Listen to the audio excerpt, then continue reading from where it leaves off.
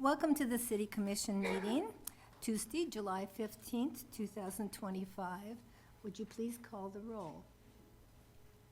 Mayor McCullough, Yes. Commissioner Adamchak, Here. Commissioner Opelt, Present. Commissioner Motta, Here. Commissioner Minton. Here. Mayor, we have 5 commissioners present. The quorum of 3 is met. Thank you. Would you join me in the Pledge of Allegiance? To the flag of the United States of America and to the republic for which it stands, one nation, under God, indivisible, with liberty and justice for all. First item on our agenda is the proclamation for the Day of the Cowboy.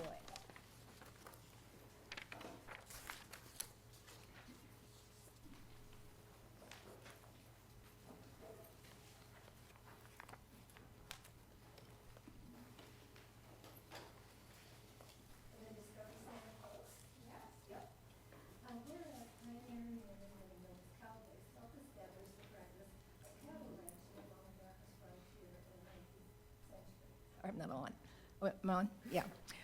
And whereas the cowboy embodies honesty, integrity, courage, compassion, and determination, and whereas the cowboy is an excellent steward of the land and its creatures, and whereas cowboy traditions have long been a part of the American landscape, and the legend of the cowboy came to life on the Kansas prairie during the era of the great cattle drives. And whereas the work of the modern cowboy is honored by the Flint Hills Discovery Center, and a local celebration of the National Day of the Cowboy will be held in Manhattan during 2025. And whereas a National Day of the Cowboy has been designated by the U.S. Congress and the Governor of Kansas to be celebrated on the 4th Saturday of July. Now, therefore, I, Karen McCullough, Mayor of the City of Manhattan, do proclaim July 26th, 2025 as the National Day of the Cowboy, and encourage all citizens to observe the day with appropriate ceremonies and activities. Stephen, would you like to? Thank you. I'll just say a few quick words. National Day of the Cowboy is one of our biggest events of the year. I would encourage you all to come check it out. We've got all of our kids' activities, our branding iron, we've got line dancing, we've got food and drink vendors, we've got lots of exciting things. For the first time ever, the night before, we actually are also hosting the finals of the Kansas Cowboy Poetry Contest. So it's another great event. It's a free event that Friday night, July 25th. The 2 winners, the 2 finalists of that contest will come back the next day to National Day of the Cowboy to deliver their award-winning, prize-winning poems that morning, first thing at 10 a.m. So it's a great event, and don't forget, for you families out there, the Sunflower Summer app is available, and you can use that on that day as well. So And you should explain that's free entry for one adult and children? yes, that program for Kansas students, the youth, the school-age youth and the family, and one parent or guardian can get in free to the Discovery Center and almost 200 other sites around the state. And the zoo and, Yes, it's a great program. Yeah. So. right. Did you want to add anything? I don't. Just come see me on Saturday the 20, what is it? 26th. I was going to say the 23rd. I was like, Thank that's you. Saturday. Yeah. All right. Thank you.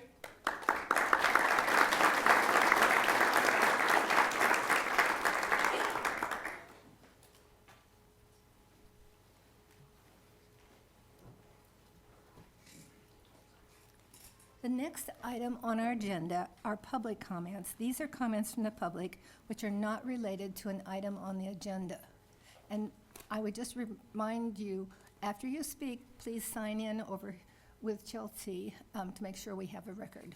So is there anybody who'd like to make a comment on something not on the agenda? Seeing none, I will pause to commissioner comments. Okay, this is a good night. There's lots of business individuals in the room. I co-chair a program through the Chamber called Classroom to Careers. That's a program where we partner 4th grade classrooms with businesses and organizations across the community. We need about 40 classrooms to support Manhattan, Wamego, St. George, and beyond. Right now, I think we're sitting around 15. So if anyone's interested, seek out Allison at the Chamber. It's a wonderful program. This year, the first class will be seniors, so I'm really excited to get them into the workforce. This is kind of an attempt to recruit and retain workforce starting at a young age. Mark your calendars, August 2nd at 9:30 in the Grossbeck Room at the Manhattan Public Library. We'll be having coffee with a commissioner. Mayor McCullough will be joining me as well. So again, love to have everyone out and have some good discussion. August 2nd. That's a Saturday. First Saturday in August, if I got that wrong. This is a day for a lot of public service announcements. I want to recognize the committee that has programmed our Juneteenth activities for the last number of years. Manhattan was recognized as the 2025 Juneteenth Celebration Event of the Year in the state of Kansas by the Neighborhood Academic and Athletic Association. So kudos to that group.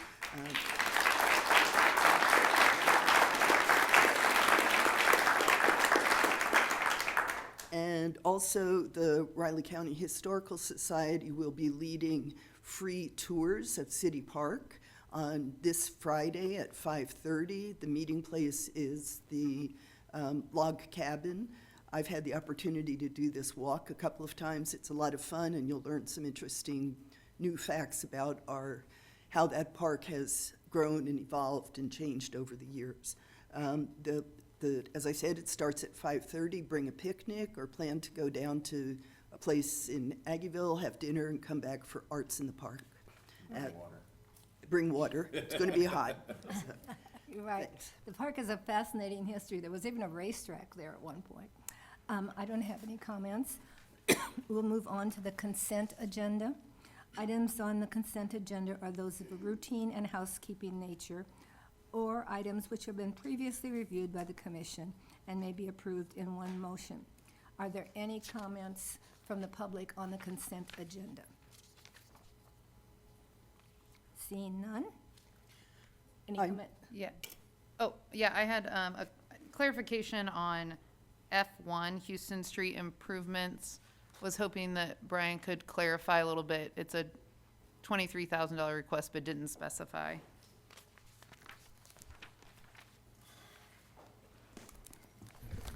Yeah, Commissioner, thank you. Mayor, Commissioners, Brian Johnson, Director of Public Works, City Engineer. So that item is about a $20,000 change order, and it includes 3 items in it that weren't in the memo. There's some additional asphalt work that we did on 5th Street in order to get some better drainage. As you know, downtown is really difficult to get positive drainage. So we went a little bit farther than we thought we would in order to get a little bit better drainage around those corners there on 5th Street. We also added some signage and some striping in order to comply with our no parking ordinances. And then we also did a little bit more curb and gutter work along 5th Street than we originally had anticipated. That curb was in worse condition than we initially assessed, and so while we were there, we wanted to get that work done. Thank you, Brian. Thank you. Other questions on the consent agenda? Hearing none? Motion? I move that we accept the consent agenda as it stands. Second. Moved and seconded. Would you call the roll, Chelsea? Commissioner Adamchak, Yes. Commissioner Opelt, Yes. Commissioner Motta, Yes. Commissioner Minton, Yes. Mayor McCullough. Yes. Motion carries 5-0. We now have a public hearing on considering industrial revenue bonds for the Wareham Hall project. I will open the public hearing. Stephanie's presenting. Good evening, Mayor, Commissioners. Stephanie Peterson, Director of Community Development. This evening I have a fairly brief presentation for you on the incentives being requested by Wareham Hall. At the work session a couple weeks ago, the 3 requests that were made and the direction that you provided were to come back with a amended sales tax exemption request. That's the resolution that is in your packet. The development agreement is for a 10-year, 100% property tax abatement. And then the item that we need feedback on from you this evening is in regard to the $350,000 reimbursement for public infrastructure, both in the alley and along Poyntz. Since the work session, we've been able to work through the performance metrics for the abatement. So the way that this would work is that we would start with the column on the left. Once the minimum investment has been identified, that kind of identifies the tier that we'll be using. So for example, if there's a $33 million investment or above, we're going to be in tier 1. And so for the entire abatement, we'll just be staying along those rows. So the next performance metric that we would use is the number of ticketed patrons. Ticketed patrons is defined in the development agreement. Basically, that's anybody that is getting a ticket for a performance, a show. This would not include things if there's a private rental, so a company party or a wedding. Those are not considered patrons. You'll see that for years 1 and 2, and then years 3 and 4, and 5 and 10, there's a different amount in each of those different time spans. That's just to give Wareham Hall an opportunity to kind of get things started and start putting their name out there. The last one, the last metric is for non-local ticketed patrons. The way that's defined is anybody living more than 25 miles away. So in the development agreement, there's a series of zip codes that would be excluded, or basically if you live in that zip code, you're not considered non-local. Any questions on that table? So Stephanie, my assumption is then it's, if you are at the highest in both and then the non-local is lower, you get the lowest amount. lowest You have to of- be where it's wherever, yeah, the lowest one is. Correct. Yeah. Can you share where the 25-mile radius comes from? That was a recommendation from the developer, so Okay. he can probably speak to that. He may have better data on how that radius was used. Okay. Star bonds, is that the same? Yeah, we started the discussion down the path of looking at this as an attraction. If we're gonna have a performance-based agreement, visitation is a key part of that. When we were discussing it at the work session, we recognized a lot of locals will be part of that, and there was some concern about some of the revenue projections being local money just moving around. So Star bonds have made this, a requirement for you to track people who come in from outside your community. They start at 100 miles in terms of like 30%, and then 20% have to actually be from out of state to come into your facility. So we floated these things by Blade, and we had a conversation. He seemed comfortable with where we landed percentage-wise. Yeah, and I think that excludes Junction City and Wamego from that. Those patrons would be considered local. So, I mean, we're talking Topeka and Salina almost at that. Well, I guess Abilene at that point to be considered a non-local. So they're gonna have to travel pretty far, but yeah. Can I just say, we do have some seats down front if anybody needs a seat. Like church. Yeah. So the last slide that I have for you, the feedback that we're seeking this evening is at the work session, there were 3 different potential funding sources that were brought up for the public improvements: the TIF-B bonds, transient guest tax, and then the economic relief and recovery sales tax. There's 70% of that is dedicated for public infrastructure. We started off with the staff recommendation was the 70% dedicated to public infrastructure, but I know that there were a few other funding sources that you all wanted us to look into. The other item that we were going to be asking for feedback on was the approach to take with the decorative bricks on the sidewalk. I believe that Blade may have kind of revised his request there, so I'll let him speak to that right after this. This is the last slide that I have. Blade does have about 7 slides to prepare, or that he's prepared for you. If you want to go ahead and hear those, or if you had any questions immediately for me. I mean, I know, Susan, we keep doing that, sorry. I know just some questions on going back over what the alleyway improvements were gonna be, just the overall public infrastructure and wanting to discuss that a little bit more in depth. Okay. And that might be part of Blade's.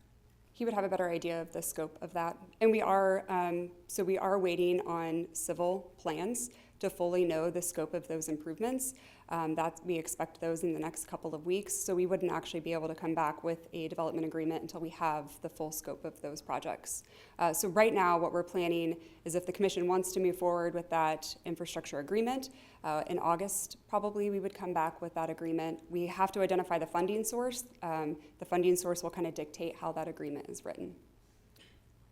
Stephanie, does staff have a recommendation about which of those sources to consider?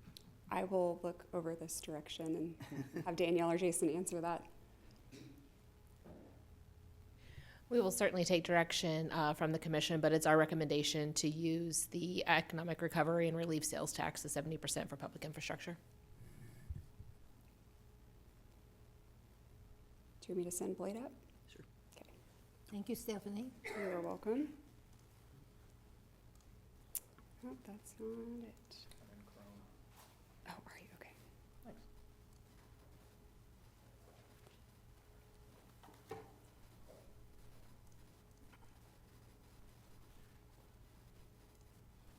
Mayor, Commissioners, good evening. My name is Blade Mages. I'm the Executive Director of Wareham Hall, the nonprofit that owns the Opera House. You've heard from us a bit lately. Tonight, I want to go through a couple of quick things, remind you some of the facts and how we got here, and we'll kind of just take this one at a time. So if at any point you have specific questions, please just cut me off and jump in. So again, as a reminder, and this is both for you all as well as for the community, outside of amazing staff time, which I want to compliment city staff, this is a really complicated project, and it's not just this. Revitalizing a 100-year-old sign is a really complicated project. Everybody in community planning, city manager's office, we've had immense support from the city. They've been a tremendous resource, so you all have a great team. I wanted to make sure to thank them publicly for that. Aside from their time, we have not received any city funding. We were issued an IRB in 2023, but as we all know, IRBs aren't money, so we did not get $25 million from the city in 2023, nor does action on this resolution authorize you giving us $40 million. The nonprofit ownership and the mission of what we do has not changed since our inception in 2022. This project, while was a dream since I first learned of the building in 2008, when I kind of was fortunate enough to have the owner at the time as a client, we've started this from day one because we knew the immense undertaking would require a massive philanthropic investment. That's the only way to make this thing something more than what it is today. It doesn't work today. So we knew that was required. So from day one, that's where this project started. A nonprofit is required to access federal historic tax credits. So this is a big sticking point in the community. This is a confusing concept, and I completely understand where that confusion comes from. A for-profit. A for-profit, sorry. Yeah, the slide is right, A for-profit is required to access federal historic tax credits. This is no different than low-income housing tax credits. So if a nonprofit housing developer wanted to use LIHTC, they too would have to form a nonprofit entity that they control to bring in a for-profit tax investor. When we say for-profit and tax investor, we're talking about a big bank. This is usually a Chase Bank, a US Bank, somebody like that, where they have an entire business unit dedicated to buying and basically arbitraging his tax credits. That's their whole world. It's really important to note that if this LLC were to make profit, that money flows to the controlling nonprofit member. So Blade Mages did not start an LLC. No private individual started an LLC. You can go to the Secretary of State's website, you can look at our articles of incorporation, and you will find that the sole member of that LLC is Wareham Hall Renovation Fund, which is a nonprofit entity governed by a board, many of which are likely in the room behind me, but I don't have the courage to turn around because I'll be overwhelmed by that support. This project, this structure is standard. We haven't seen it in this community a lot, but it doesn't mean it's not normal. It happens all over the place. These federal tax credits will conservatively bring $4.5 to $6 million. Now you might ask, well, you don't even know how much it is. There's a range there. Historic tax credits are given based on what are called qualified rehabilitation expenditures. Not everything we buy for the building is a qualified expenditure. And there's a really arduous process at the end of a historic tax credit project of going through all the expenses line by line, working with the state of Kansas to say, does or doesn't this count? That's why there's a range in there. That's why that's an open window. I will say that as of our most recent conversations with council that are assisting with this, that number is actually bigger than that. But for the sake of this conversation, I don't want to overpromise anything. Again, that outside money is at no cost to any local donor. That is federal money at a time when federal money is not making its way to most communities. I will say that if we don't raise that through these historic tax credits, that is money that we will then have to go out and raise in the community, right? Through donors, through grants, through all those things. Commissioner Mata, last week you spoke about the nonprofit community, and perhaps we can move social service funding back to the taxpayer. I will fully own the fact that our project is a sexy project and one that's easy to fundraise for.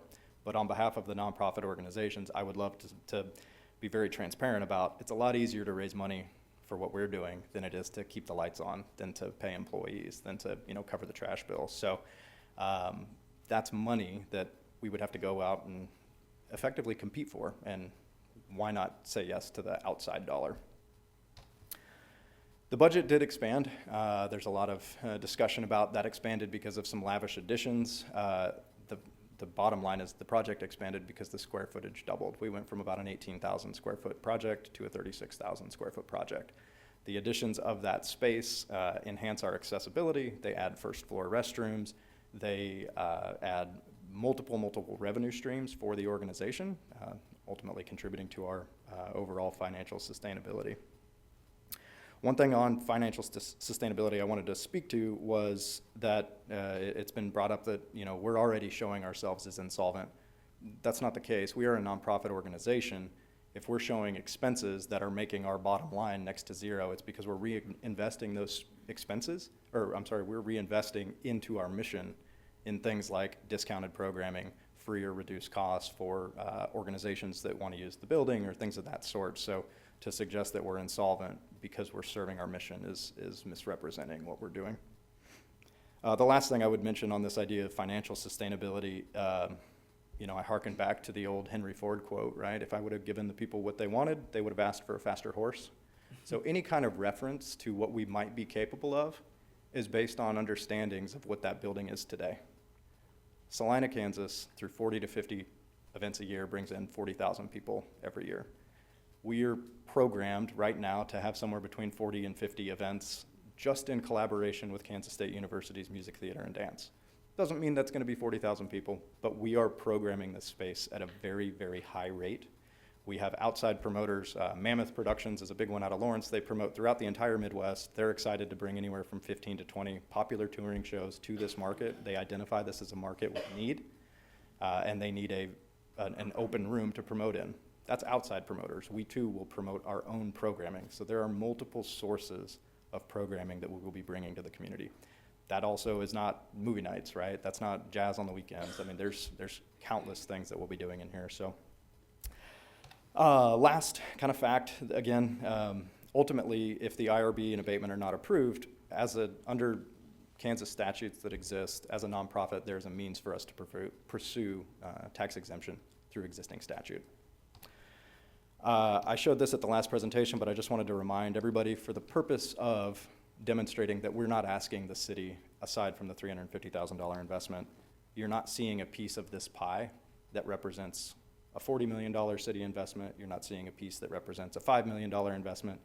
You're seeing a small slice that says other sources. Otherwise, this is a privately funded project. Again, very conservatively, this will bring in about, of that funding stack, historic tax credits are about $4.5 million. 2/3 of our project is through philanthropy and grants. The other third, minus 1%, is through federal and state historic tax credits. It's a proven model. The folks in McPherson were kind enough to send over a letter, which I included. Just pulling out one quick quote, it's how our nonprofit Opera House was able to secure over $1.5 million in outside investment for the McPherson Opera House. We're actually using the exact same counsel that they used. The Emporia Granada, same exact deal, same attorney, same team, same people. Similarly, but a little bit different, in Palm Springs, California, right now, this happened on June 9th, there is a city-owned theater that is run by a nonprofit. They are about to invest millions of dollars in a city-owned theater. That city, because they own it, is having to form a for-profit to go and take advantage of the tax credits for that. I reached out to Council Member Jeffrey Bernstein, and he said, Historic tax credits are a responsible way to bring outside investment into a public serving project. So it's normal. I realize and appreciate that it's confusing, but it is quite standard. So bottom line, simplifying the situation, historic tax credits are free outside funding we're bringing into this project. 2, that outside funding is only available if we are quote unquote income producing or a for-profit entity. If that entity realizes profit, that profit flows through to the owner of that entity, which is in this case, Wareham Hall Renovation Fund.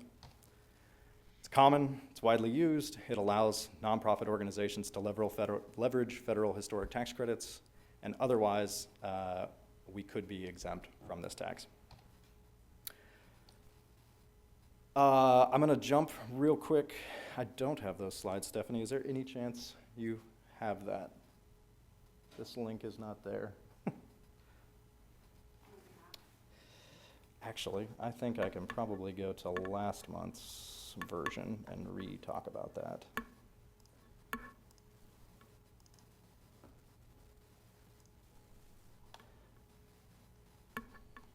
Sorry about that. So there's 2 aspects to the public improvements. But first I want to make sure to contextualize and set up the conditions that warrant the public improvements. Again, our restrooms today are underneath the sidewalk. They are therefore hiding underneath public right-of-way.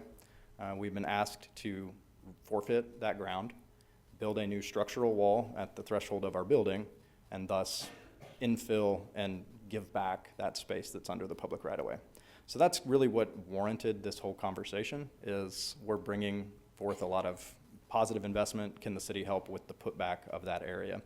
The other area is the alley, which I'll hit on here in just a second. But as a reminder, we are considering in the putback a broadly supported pull-off area. This is supported not only for, this would support not only our programming, but this would be a downtown amenity. The Flint Hills Metropolitan Planning Organization, Jared was quick to point out that this is the exact situation that downtown needs to avoid more of. This is a delivery truck parking, blocking sight lines for both crossing cars as well as pedestrians crossing, creates a real safety hazard. This would be a space that, once we figure out how exactly it's signed, would be a space that could be used by the community.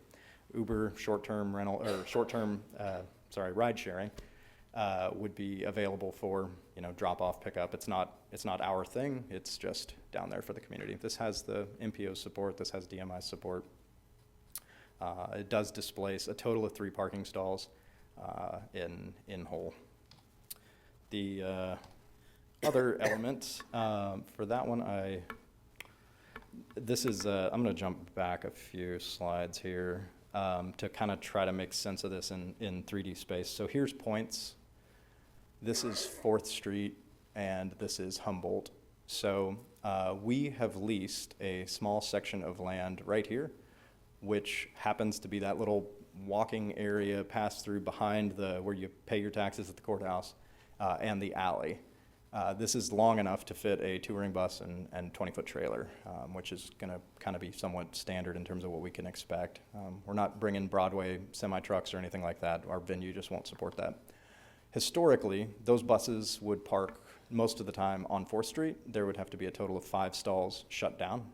Because of this deal we were able to negotiate, that's parking that we will not have to shut down. That's publicly available, remains available. But the other improvements that come with this are consolidating between the area businesses down there, consolidating trash, which is a private function. But our case for that is ultimately that's going to clean this area up, yes, but it's so much more than an aesthetic thing. It's going to reduce the overall amount of vehicular traffic in the alley.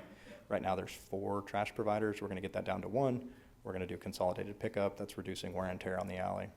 The last major piece of that would be elevation work, and this is probably where we would work with the city. I don't know that we're necessarily needing the support for the trash. I just know that that's been something talked about in the community.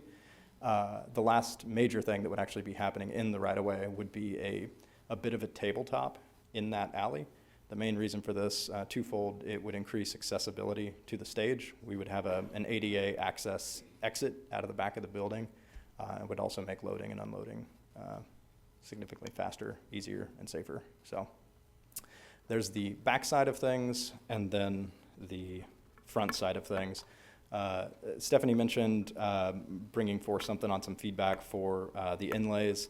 Manhattan has a really cool story to tell. There are music pioneers, like national and international from here. There are award winners. There are a lot of stories that we want to tell.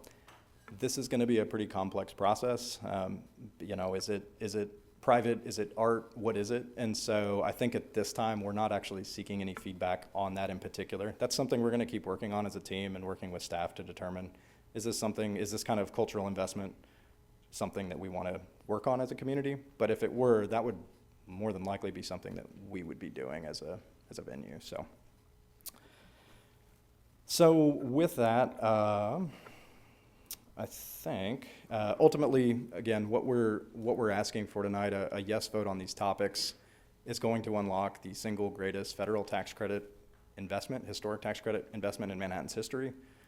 It will result in, yes, a property tax abatement, but if we vote no, those are funds that we're going to have to go find. The project will stall, and we will ultimately still pursue property tax exemption through existing Kansas statute.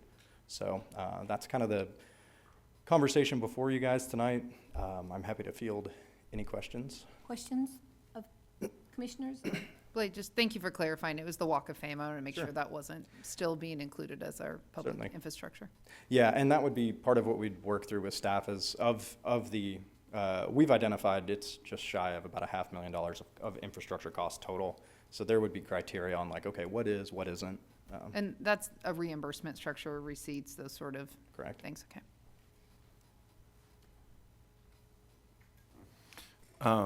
So you touched on like the bathrooms a little bit. I'm assuming that conversation was part of what kind of grew the scope. Can you talk about some of those other things that where you had to make decisions to expand, Sure. things like that? From day one, we never actually had an office figured out for staff. I know we don't often talk about this project as a principal job creator, but that is neglecting what we are doing. We will have 8 to 10 full-time, good-paying Manhattan, Kansas jobs in an industry that's not otherwise represented. Those 10 to 8 admin people need a home base. We were going to have to look at renting adjacent real estate, things of that sort. That was a piece of it. In addition to those jobs, there will be countless part-time security staff, all of that. So office space was a huge part. One thing that we were seeking to improve the overall patron experience, especially as it related to accessibility. So moving the wheelchair ramp from the theater into the adjacent building, that frees up about 20 to 30 seats, which if you start to crunch numbers on what is one seat worth per year, that's a big revenue driver for the organization. Lobby overflow space. The lobby in the theater is historically quite small. There's really not a lot of pre or post-function space. On the third floor, we are looking at a short-term rental option. 2 ideas here. One is first and foremost for touring acts that may need 3 to 5 hotel rooms. They'd be able to stay at the venue. But just as important, we're more excited about what the opportunities for combining housing and the arts can mean. This opens up concepts like songwriter, residency programs, right? Bringing 3 people to Manhattan for 2 weeks and say, hey, stay in our community for a while, get inspired, and we're going to ask for one. We'll be able to put you up, put on a show, things like that. So there's a lot of collaboration opportunity. But in its simplest, accessibility and revenue were really the 2 main driving factors. Was there ever any conversation about maybe overextending? Because I get, trying to chase the additional revenue. Were there conversations? And I don't mean to criticize your business model. I'm just, Sure. You can want to expand your business as much as you can, but was there ever any concern about overextending?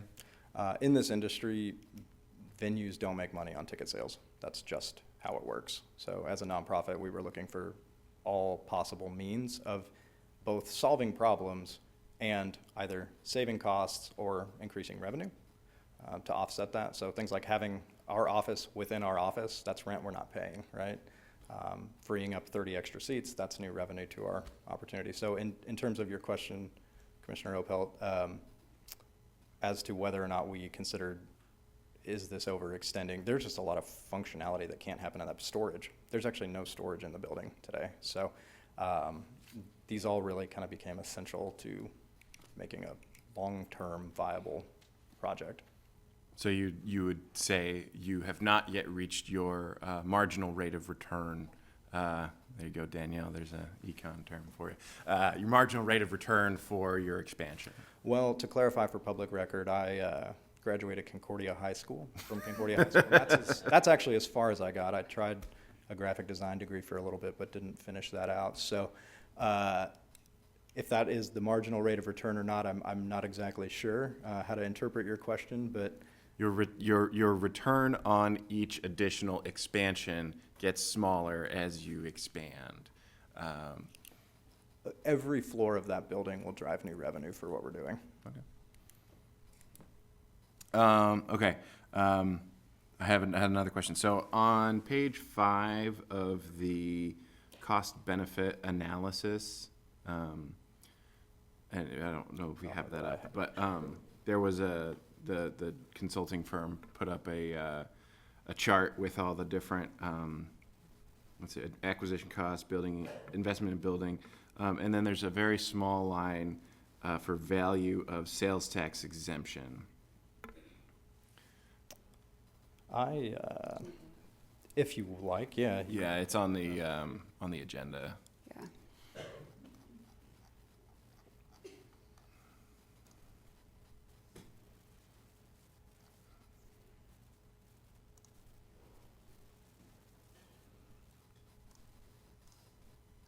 You said page 5. Yeah, you'll probably need to zoom in even more to get, yeah, that one. There we go. So it's the 6th line maybe, very small print. Value of sales, city sales tax exemption.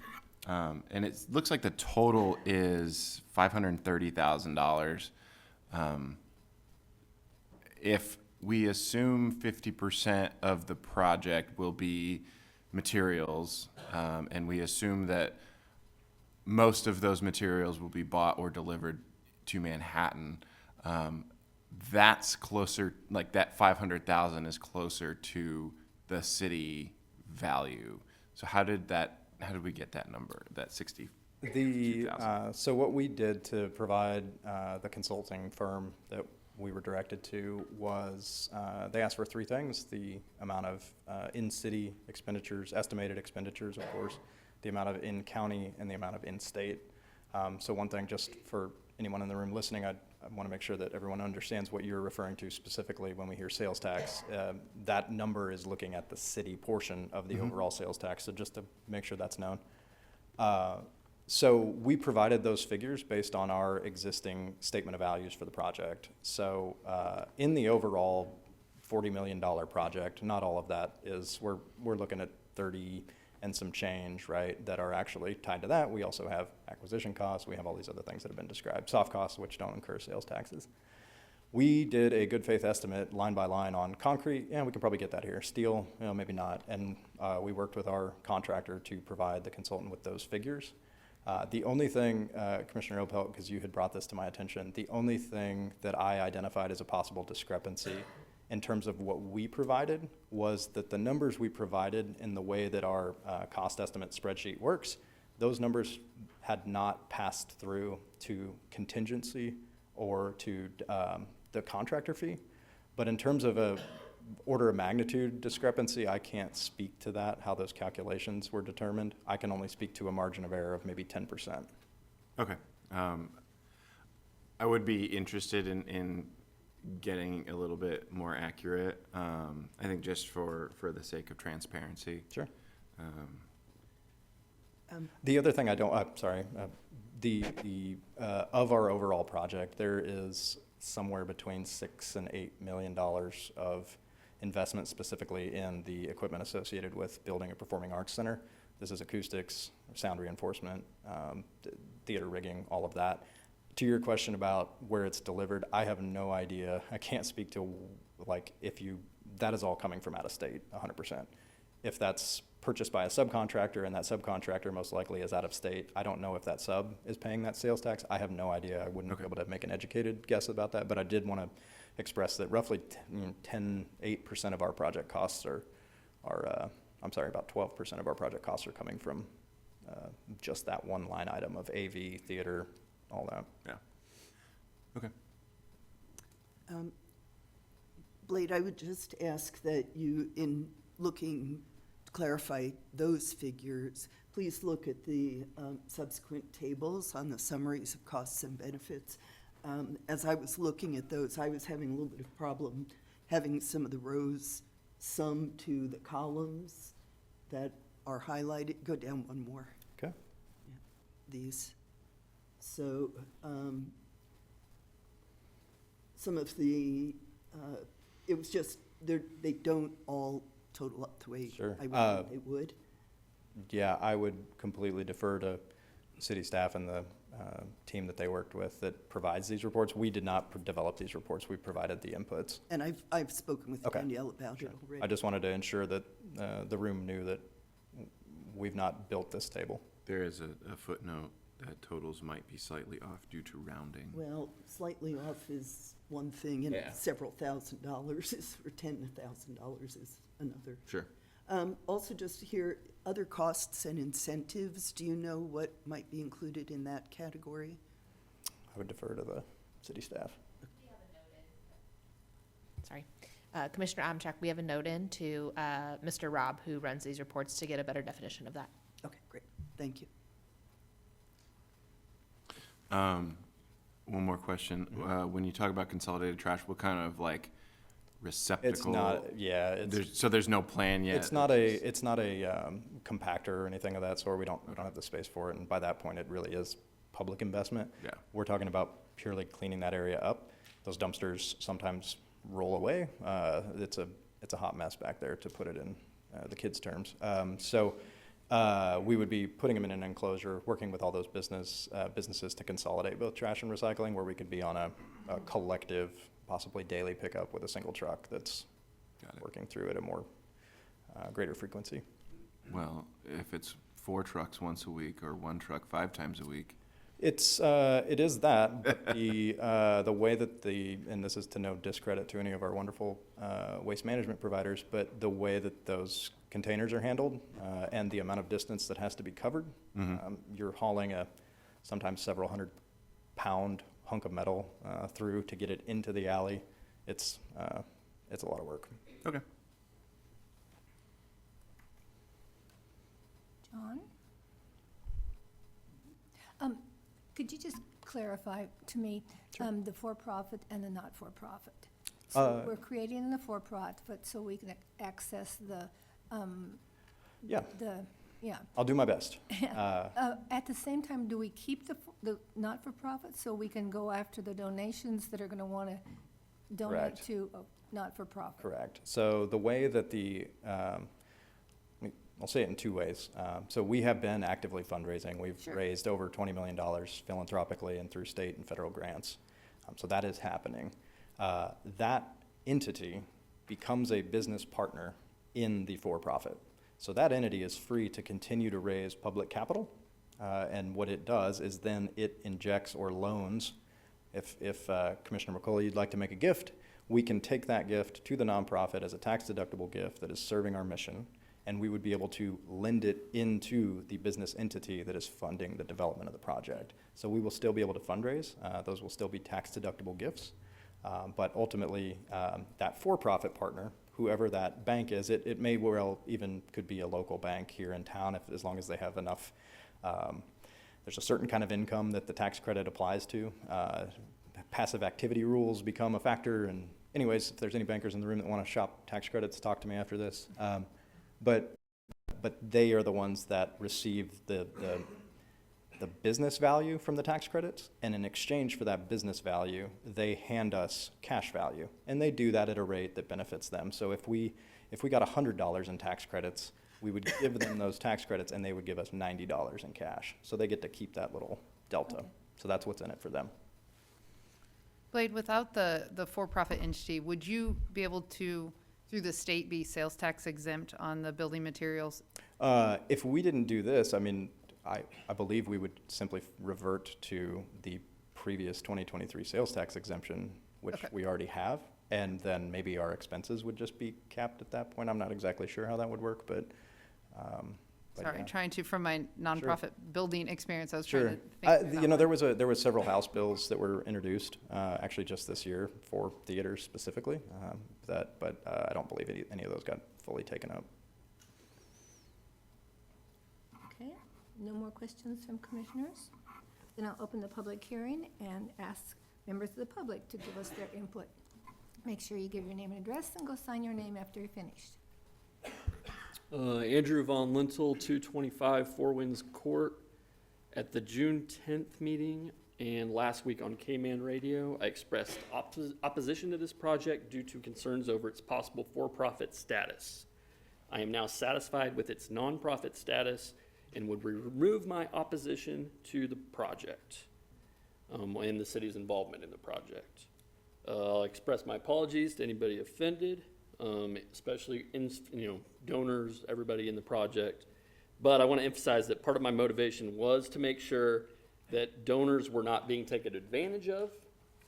And unfortunately, you're kind of catching a stray for several other recent city projects. So anyway, thank you very much. Thank you.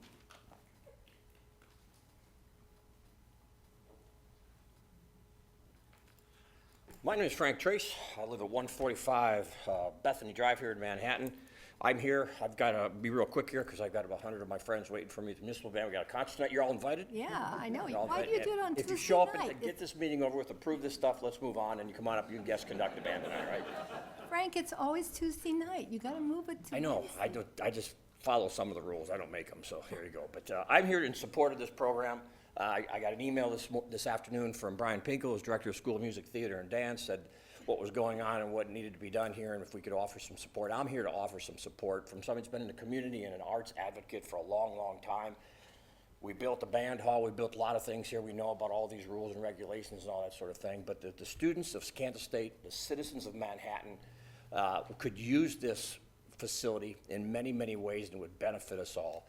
If you haven't read the Mercury tonight, there's CBS Sunday mornings going to do a special on City of Manhattan, thanks to the famous Everett family in the town here, and they're going to do an expose on the Wareham and so on. So we're talking national and international exposure here. I can selfishly speak that we've had so much rain this summer so far. We've only done 4 concerts. Tonight's our last one. We usually have 10.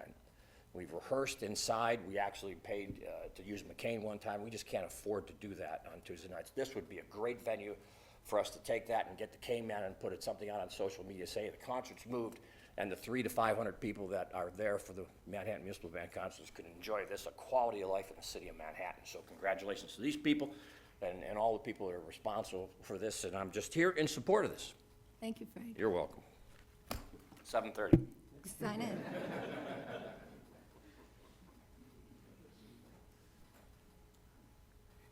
Good evening. My name is Stephanie Grinkowitz. I'm at 1419 Humboldt. Just wanted to come, 3 minutes, okay, I can do this. Speak about the fact that I have worked very closely with the Wareham Hall staff. That little-known show that he just mentioned, Somebody Somewhere, when my friend Bridget and I were interested in showcasing Manhattan and bringing a spotlight to her career and all that Manhattan has to offer, the immediate thought as being townies is that Wareham Hall is the place to be. It's a part of our history. It's a part of who we are. And we have organized and done 2 very, very successful events. We have had, and I don't mean to touch on this event specifically. When I talk about people traveling, I will tell you that I know many, many, many people who travel 2, 4, 6 hours for concerts to see comedians. We are a generation now who a lot of us are doing experiences versus buying things. So we're willing to travel. And I believe people will be willing to travel to Manhattan for quality events.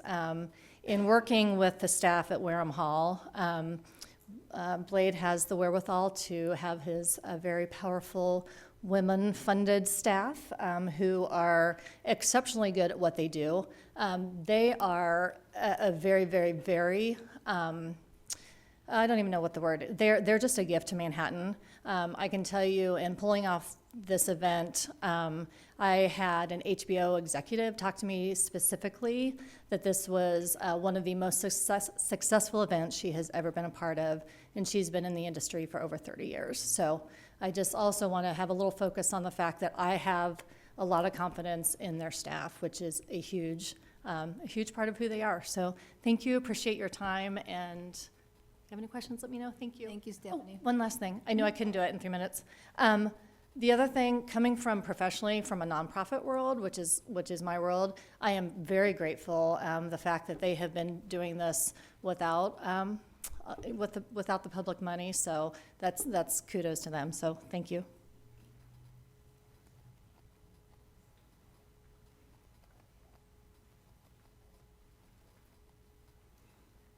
Hi, my name is Jack Holligan. I live at 1741 Laramie Street.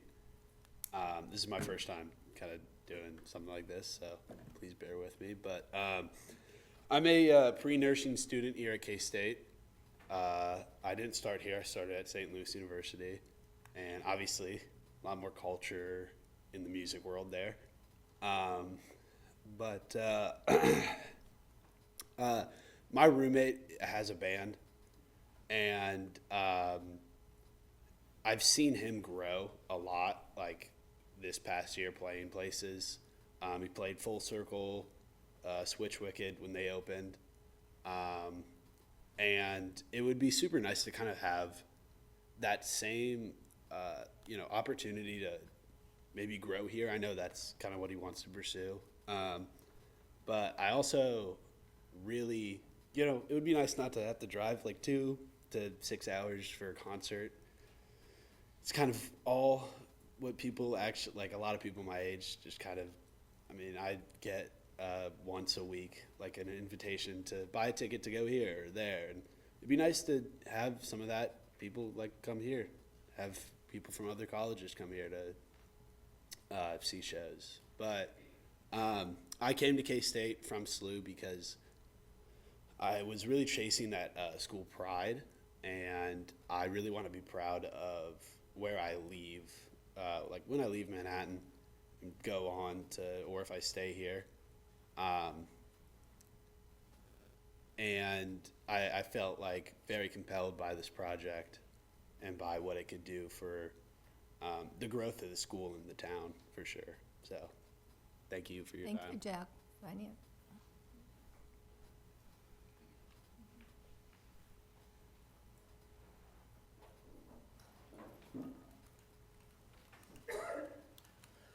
George Matthews, live at 1002 Houston Street, so just right down the street. Just kind of echoing what the previous commenter said.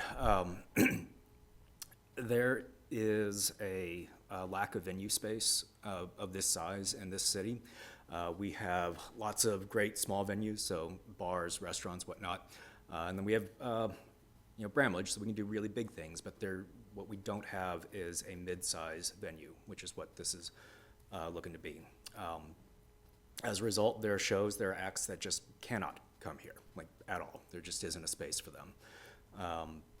Personally, I grew up in San Antonio. When I was a child, the joke was, what is there to do in San Antonio? Oh, let's go to Austin, which we would, which was 90 minutes away. So nowadays, there are more things to do in San Antonio because they made that investment to keep people in town and to attract people. And so now there are people that come from Austin to San Antonio for events. But it's something that you have to create. You have to create the space. I'm not going to say if you build it, they will come, but if you don't build it, then they can't come. So, Good point. yeah, I think that's about it. Thank you.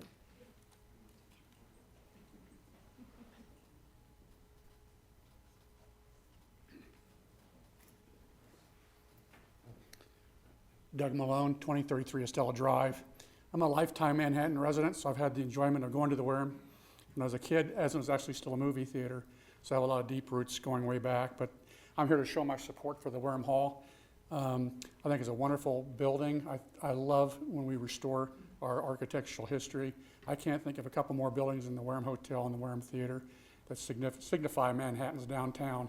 Those two buildings do. It's really sad when I see the condition what these facilities are. But I will give an example of how I think this building could really be a benefit to us. Just this past spring, I reached out to Blade. I'd reached out on the director of the Car Museum here in Manhattan. We were trying to get a high celebrity speaker into Manhattan, and we were trying to find a venue for that. And when I reached out to Charles Phoenix, who I'd talked to about it, he was all excited about coming to Manhattan. He did his own search. And he even reached out to me and says, well, what about the Wareham Theater? He loves doing things. So I called and reached out to Blade, and he was all excited about it too. He said, well, I don't have any air conditioning. I don't have this. And so unfortunately, this guy who resides in California decided, well, let's wait till that venue's finished, and I'd love to come to Manhattan and share what your community would love. And he has millions of followers. So I think we're reaching outside states. I think it'd be a wonderful venue for their community and preserving a really beautiful facility downtown. Thank you. Thank you.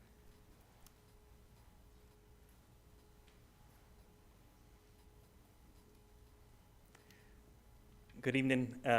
My name's Brian Pinkall. I'm from 2 houses away, 2049 Estella Drive, and I'm the director of the School of Music, Theater, and Dance at K-State. And this represents a really fantastic opportunity for us, not just for the types of performing opportunities that we could do there, but one of our fastest growing areas is in music business and that industry, arts and entertainment industry. And with that, we are also the fastest growing department at the university. So with all of that combined, we have a lot of students that we need to put into the arts and entertainment industry, and this presents an opportunity for us to have a lot of internships and have that one-on-one sort of experience for these folks as they're entering this industry in the 21st century. So thank you for all my colleagues who attended today and putting forward their support for this project. Thank you.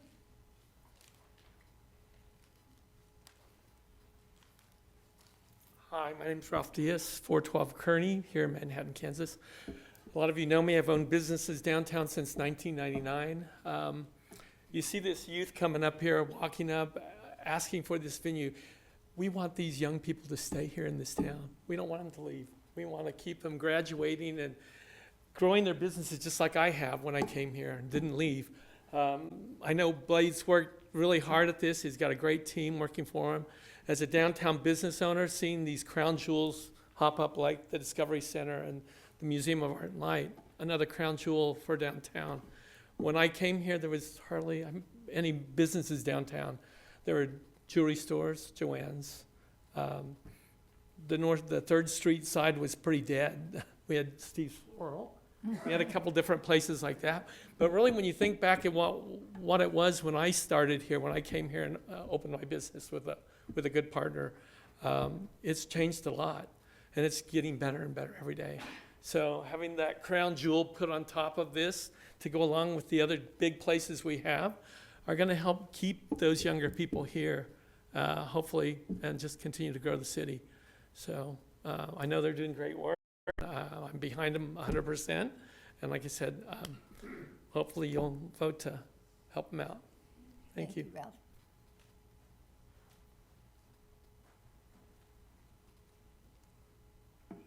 My name is Heather Augustine. I live at 624 Pebblebrook Circle. I am an elementary music educator with 383.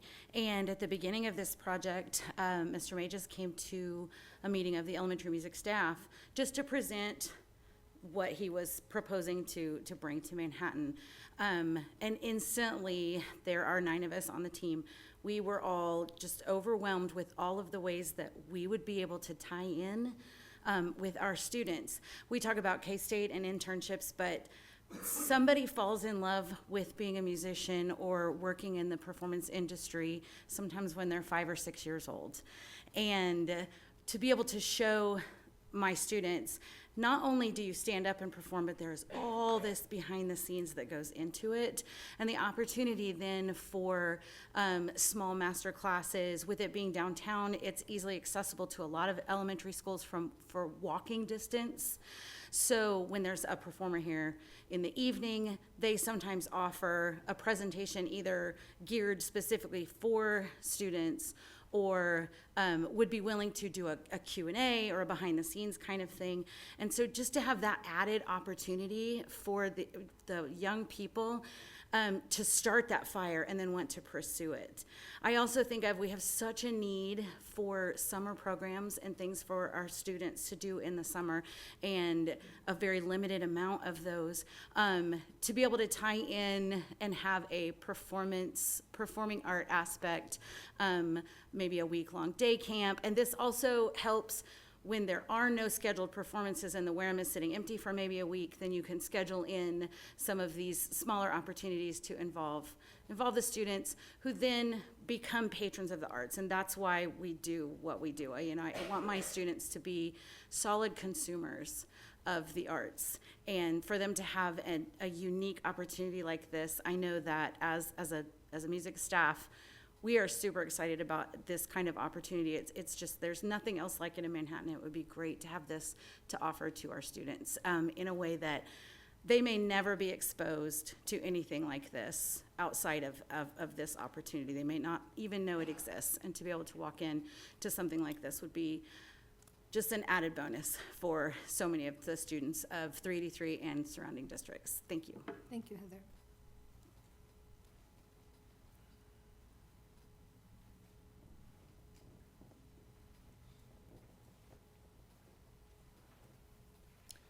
Good evening, Commissioners. Lee Modest at 1819 Fairchild Avenue. Thanks for the opportunity to speak on this project again. I'm not going to talk about the merits of the project. If you're not convinced by the $20 million in fundraising, the pictures that you've seen here, the number of folks involved in it, there's nothing I or anybody else tonight are going to be able to say to tell you that the community is behind the project and that this is a worthwhile endeavor. The only choice before you tonight is not to actually invest into this project as one of those donors towards the $20 million.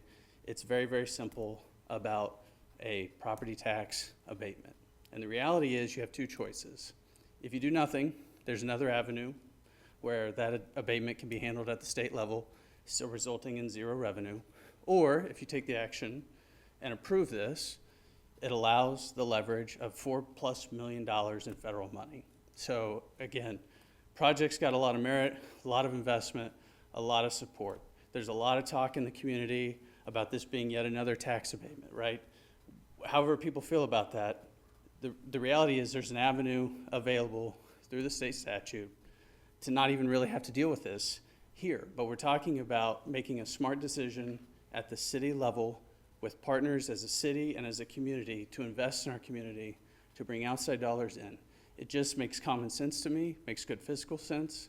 And with the balance of the time, the other thing I want to say, he didn't know I was going to do this, but there's been a number of comments that some folks have chosen to use their platform to kind of go after Blade, the individual. Blade's an executive director, hired by a board, reports to a board. I've known Blade for a long, long time. Both of us moved to Manhattan many, many years ago and decided to keep Manhattan home. Blade is an individual who is supremely talented, and I've told him this a number of times. He's renovating a mid-mod home right now. He started and grew a successful digital advertising agency, and now he's taking that passion for Manhattan, and he's trying to do a really, really cool project. And, you know, I guess it's the price of leadership when you put yourself out there and you try to move things forward. You're going to take arrows. But here's an individual that could have left Manhattan for the big city lights a long, long time ago. Certainly has the talent to do it. That's an issue Manhattan struggles with, right? We get a lot of folks come here, love K-State, they go off to Kansas City, Chicago, Dallas. We should be doing everything we can to keep the young talent that comes here for the university to stay in Manhattan, to raise their families, to grow their businesses, etc. Blade's done that. He's put his money and his time where his mouth is. I really appreciate that, and I would urge you to support this. Thank you. Thank you. Please sign in, will you? Lee? Yeah.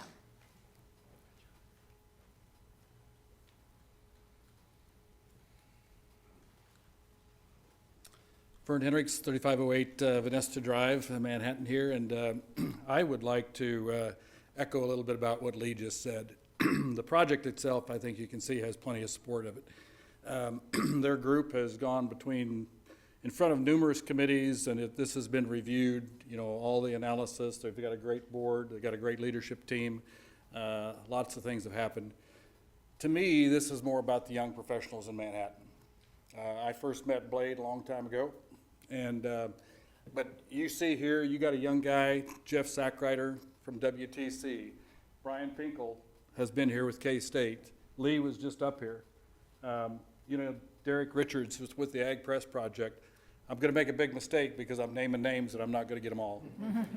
But the problem is, to me, this is all about inspiring those individuals to have the vision to be in this community and stay in this community.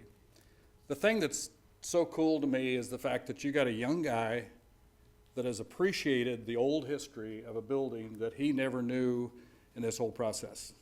But he has researched it. The kinds of energy that he and his board have put into this whole process is just absolutely admiring to me.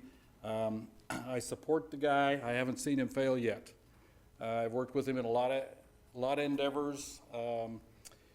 We as adults, and maybe it's just because I just turned 70 that I become an adult, but we need to turn this community over to our young people and support them and their vision and their inspiration to make this a better place. So those of you that I didn't mention that fit in that category, I apologize, but there are a lot of great young people in this town that we need to keep here, and we need to expand on these kinds of decisions so that other people are inspired to meet here. So thank you. Thank you, Vern.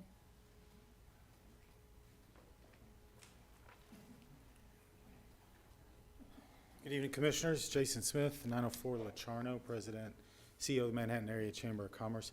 I love coming to meetings like this. We get these every so often. It just reminds you there's a lot of hope and positivity in this community when sometimes you struggle to find it.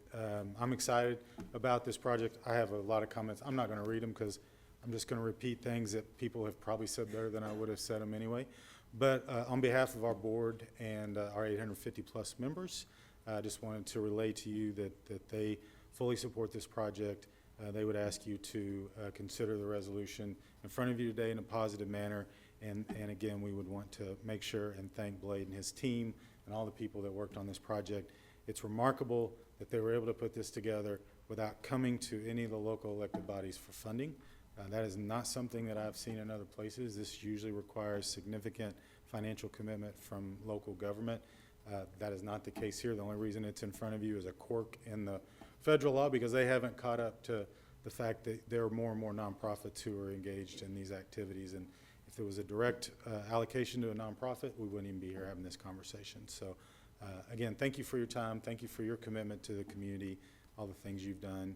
And thank you to everyone in the audience for being here in support of a great project.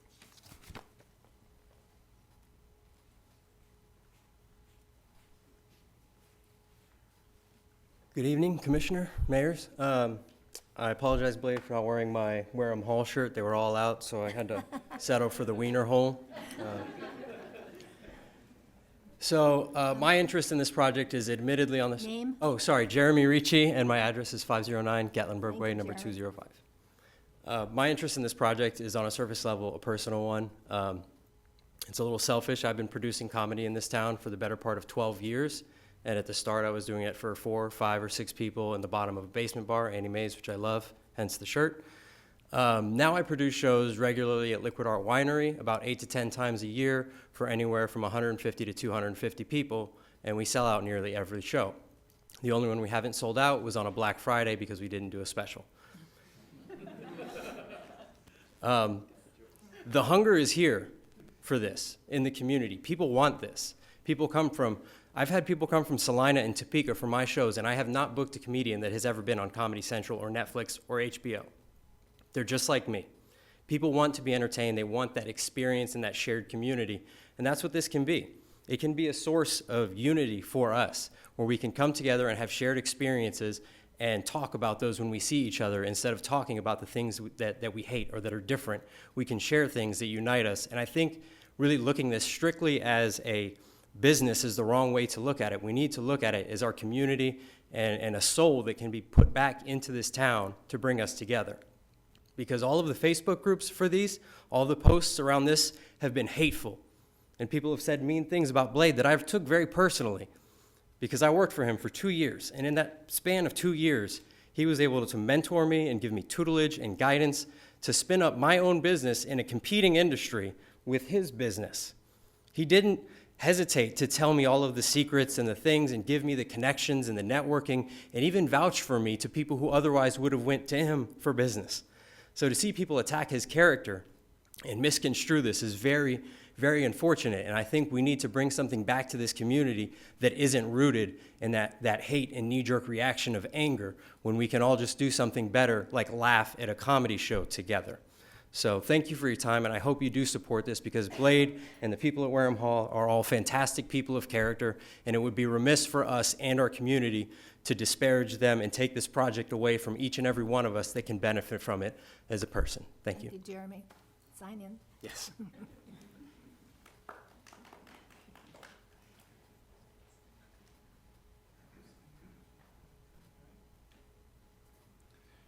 Mayor, Commissioners, good evening. My name is Tom Adair. The address is 2708 St. Charles Circle.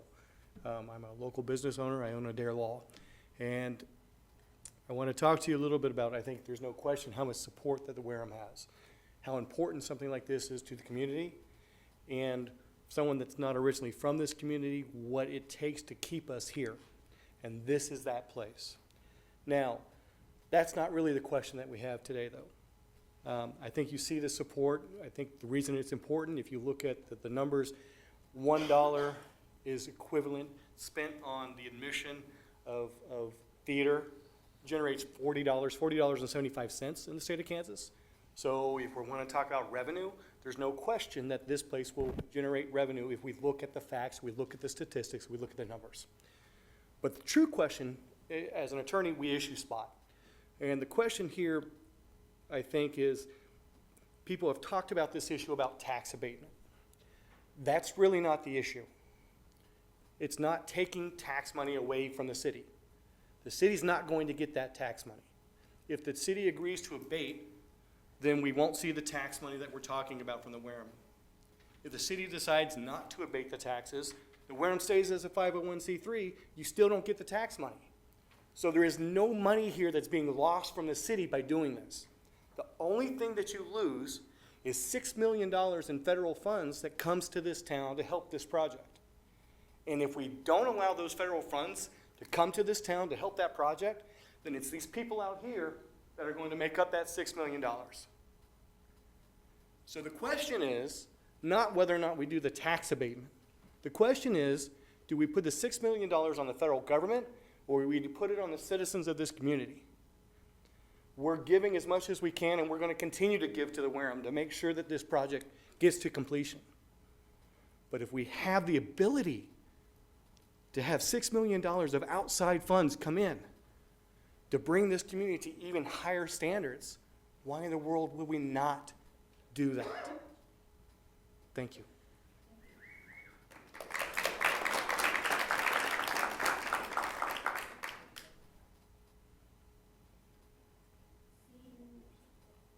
Seeing no other people coming up? Oh, one more.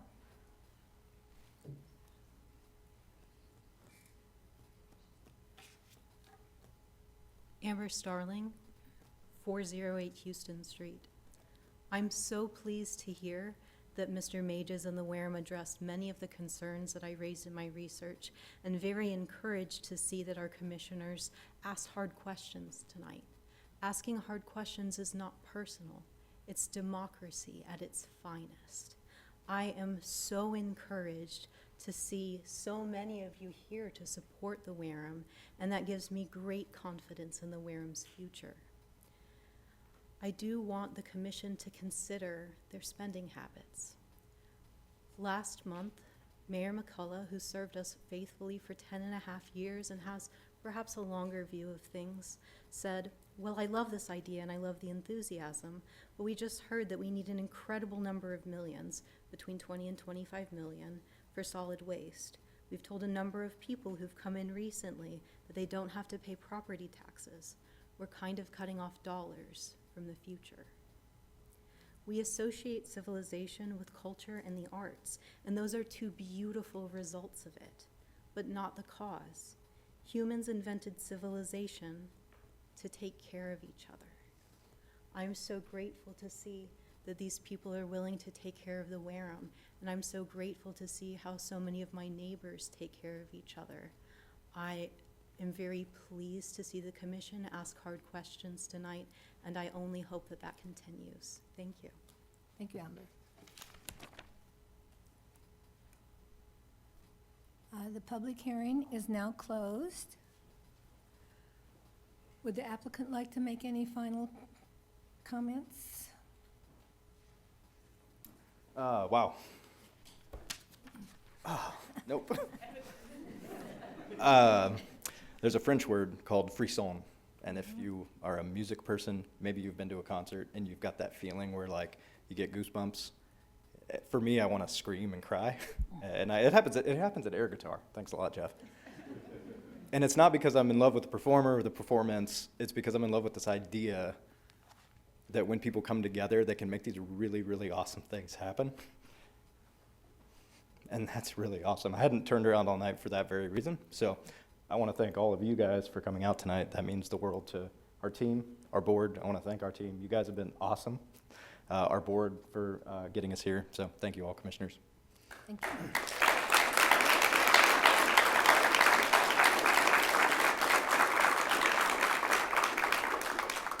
Commissioners, do you have any questions of staff or any discussion you'd like to add to this?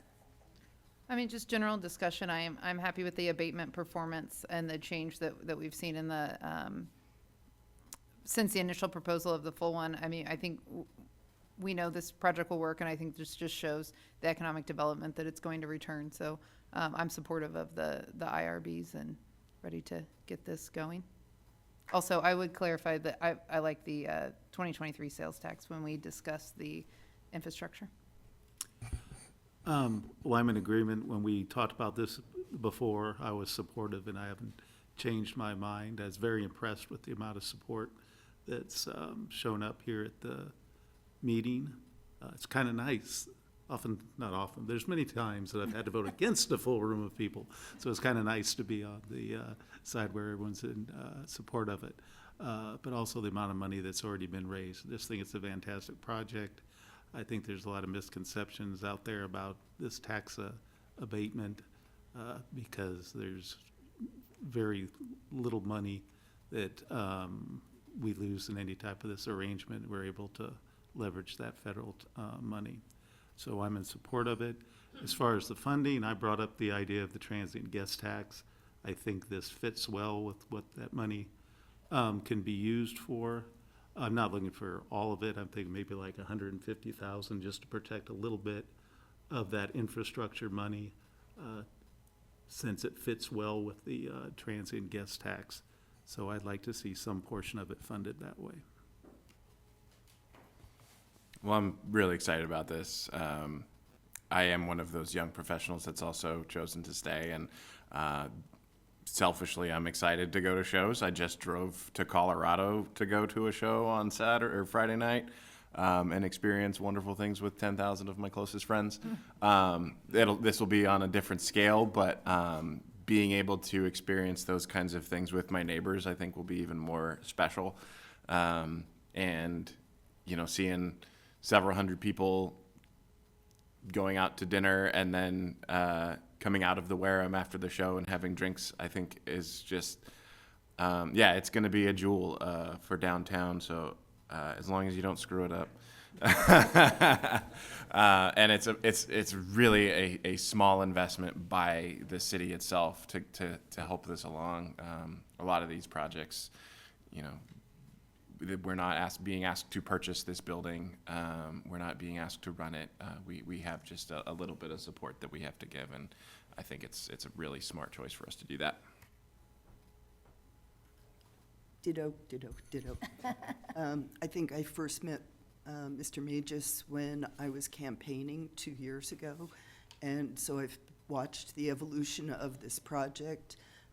It has been very gratifying to see the collaboration between the nonprofit entity, the city staff. I think this has been a really great example of building on each other's talents and reviving and revising as you went along, and I appreciate that very much. I too am really glad. This is kind of weird because a lot of times we only see 5 people out here, so it's very commend your supporters for being here tonight. And I appreciate, I think we had the impression, Stephanie, are you still in the room? That we can be a little bit flexible on the walk of fame. I think that doesn't have to be decided tonight. So let's consider what that means. We've talked a couple of weeks ago about maintenance of that, about whether that's considered public art, if we allow that public art in that location on the city street, on the city sidewalk, what does that mean? Let's continue to have that discussion. It's a relatively small part of this overall project. So I would like to just have those cost-benefit tables looked at one more time. I think the order of magnitude of the discrepancy that I saw are not going to affect the overall bottom line of the project, but I would like to just have them cleaned up for the record and for us to have a full comprehension of what's implied there. Good luck. Can I add one thing? I just want to point out, I think many of us might have spent a good amount of our day or our week clarifying some misinformation that was out there, misleading information.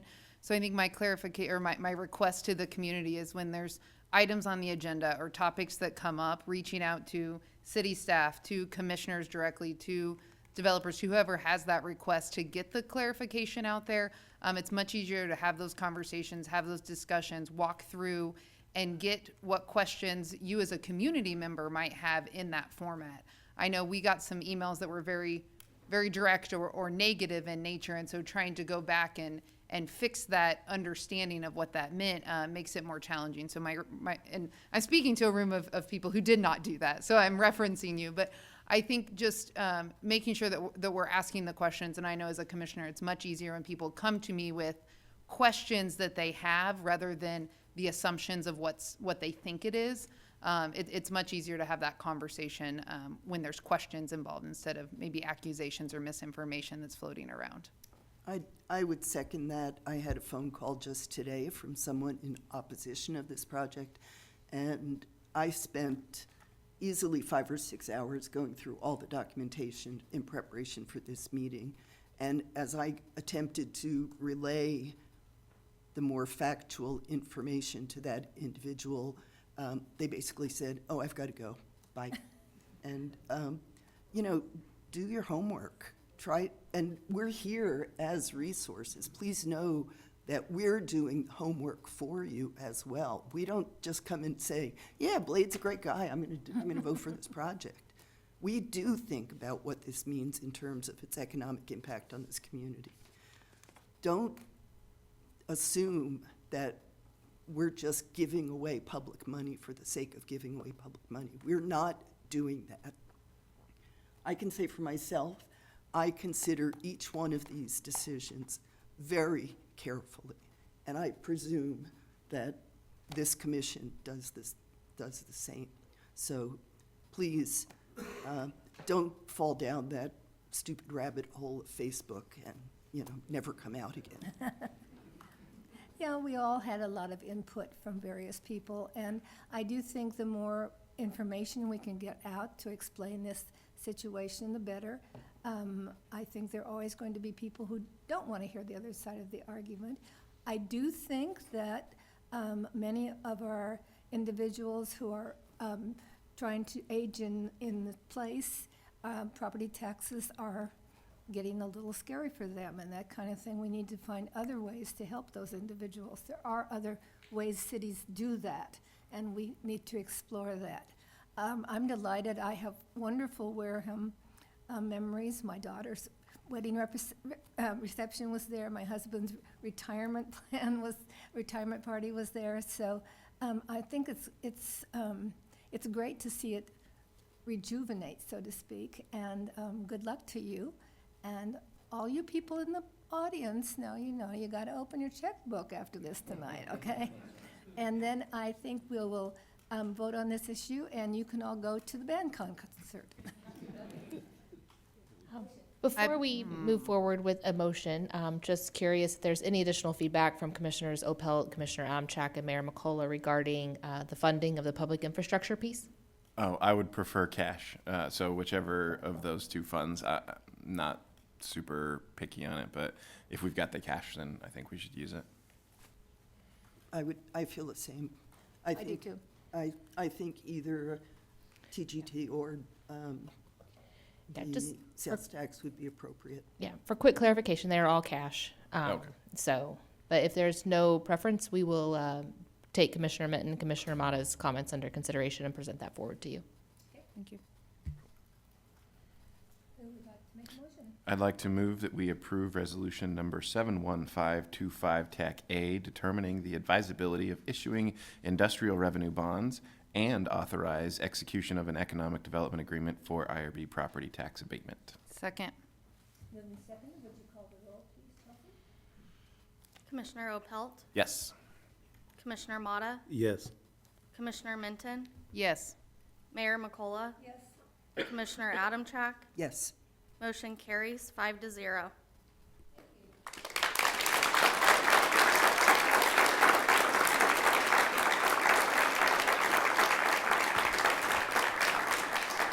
Mayor McCullough, do you want to take a 5-minute recess? Sure, that sounds good. You don't all want to stay for the parking garage?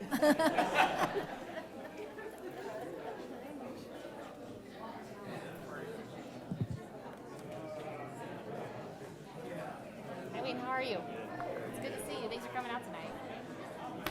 I haven't been here since you all moved in here. I guess I needed to be coming more often. You're always welcome. Tuesday night, 6 o'clock.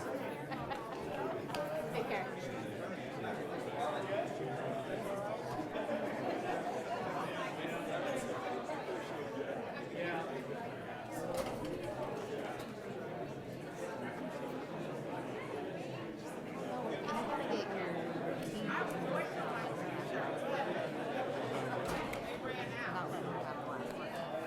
Every time.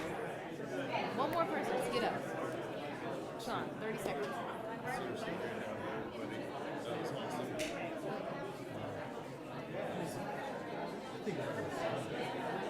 Except Stacy. She said she's gonna call me. Yes.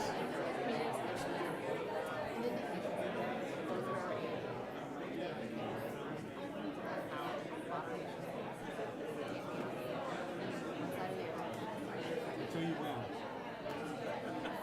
And then you don't get realized. That was good. I love it. I say, I forget, I was talking about it gets filled with so much negativity, you forget sometimes it's like there are really positive people. Thanks for coming out.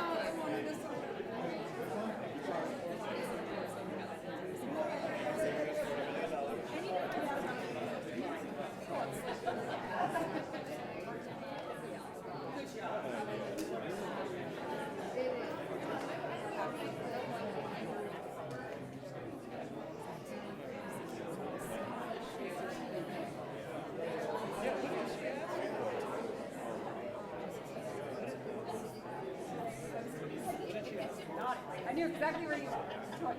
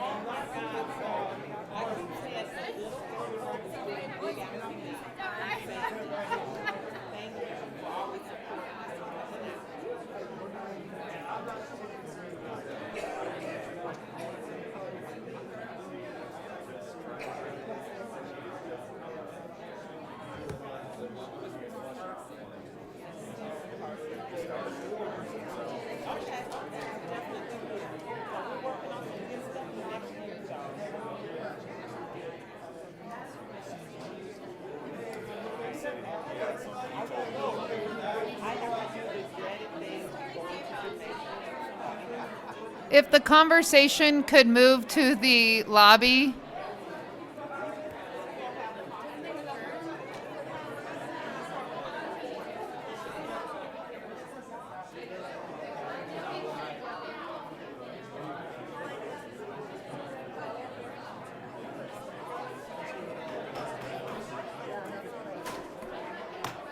We need to get back to our meeting.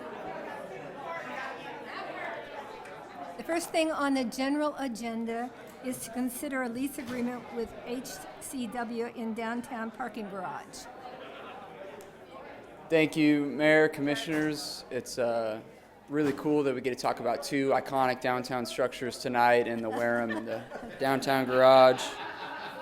So I'm just, Can you raise Really 40 honored. million for that facility, please? I do not have any federal money that I'm going to bring up tonight that's going to come into this project.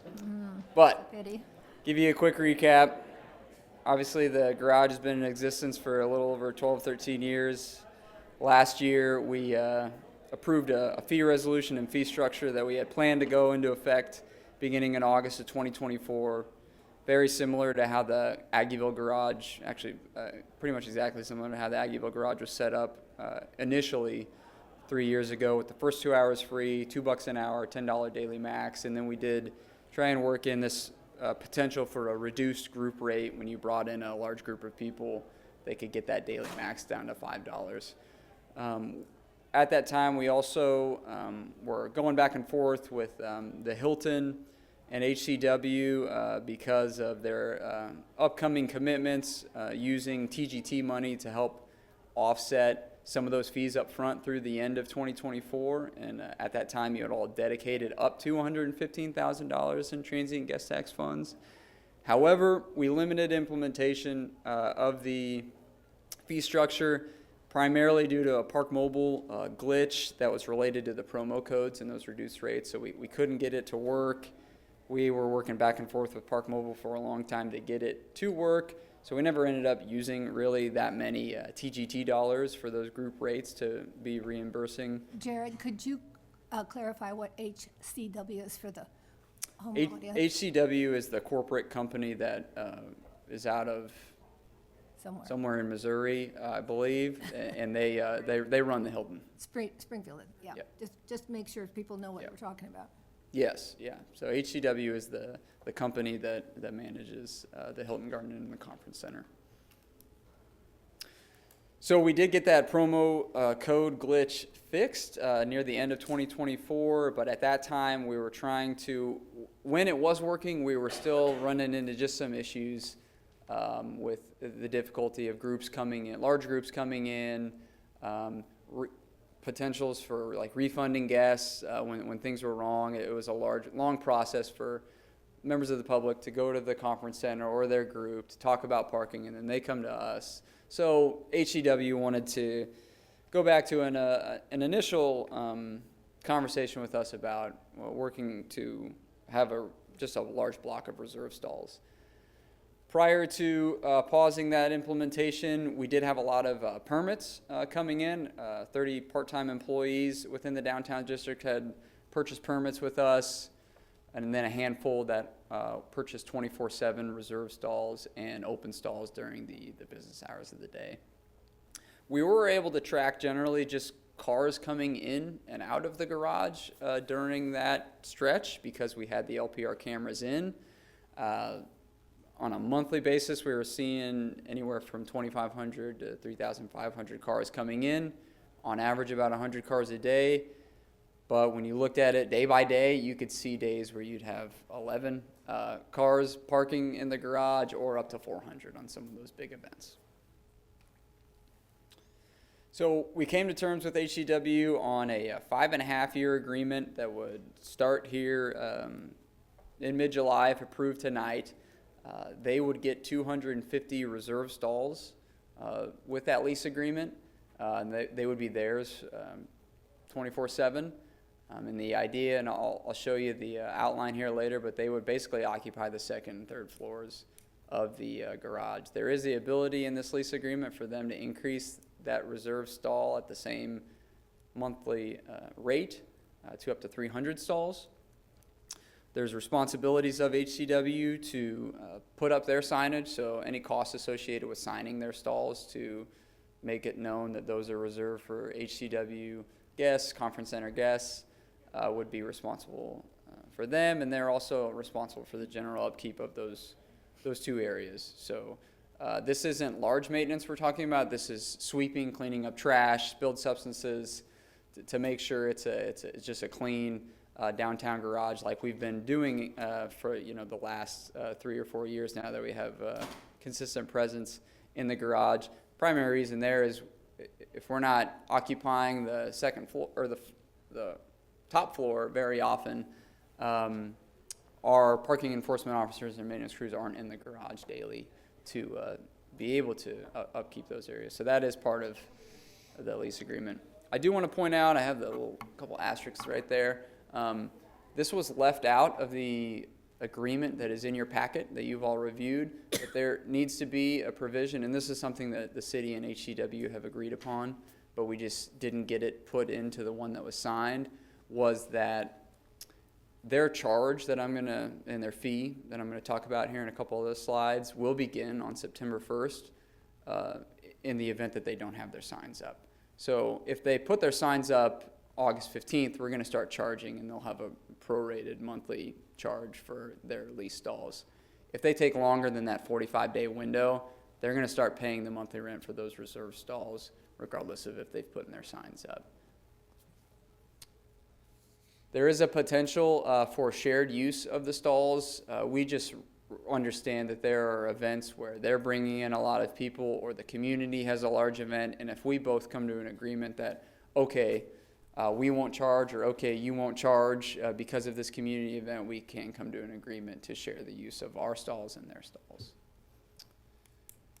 So it leaves about 50 stalls on the ground floor. So when you're coming off the east entrance off of 3rd Street and those ground floor stalls, those are going to be city stalls, whether they're Park Mobile, hourly customer, or some individuals who purchase reserve stalls can be on that area, as well as anyone with a permit could park there too.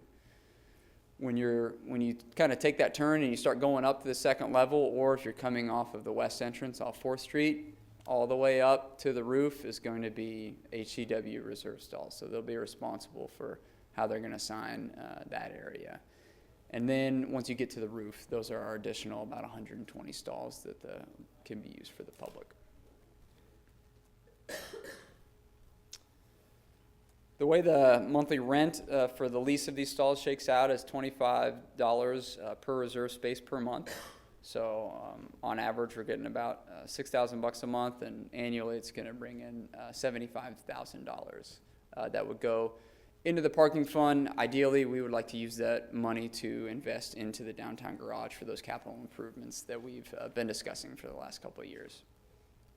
There is also a piece, it's a little complicated to do the math, and I have a little calculation example later, but there is a revenue share, because we understand that based on this agreement and their 250 stalls, they have the ability to charge their guests who park there to recoup their costs that they're providing to us for their rent, but also the expenses that they incur with signage, any of their parking management system, and then the expense to maintain the garage in those two levels for us from a cleanliness standpoint. So it's based on what we're calling a net revenue based on a prior calendar year. So this is a payment, a revenue share that would be made once a year. The first potential payment would be in the beginning of 2027. So you would look back at the revenue that they generated in all of 2026. And what we're going to receive is 25% of that net revenue. Now, the net revenue is going to be, and I'll just jump to the next slide, but it's their net revenue minus 15%, which is going to be, typically this is the cost that's associated with a parking management system.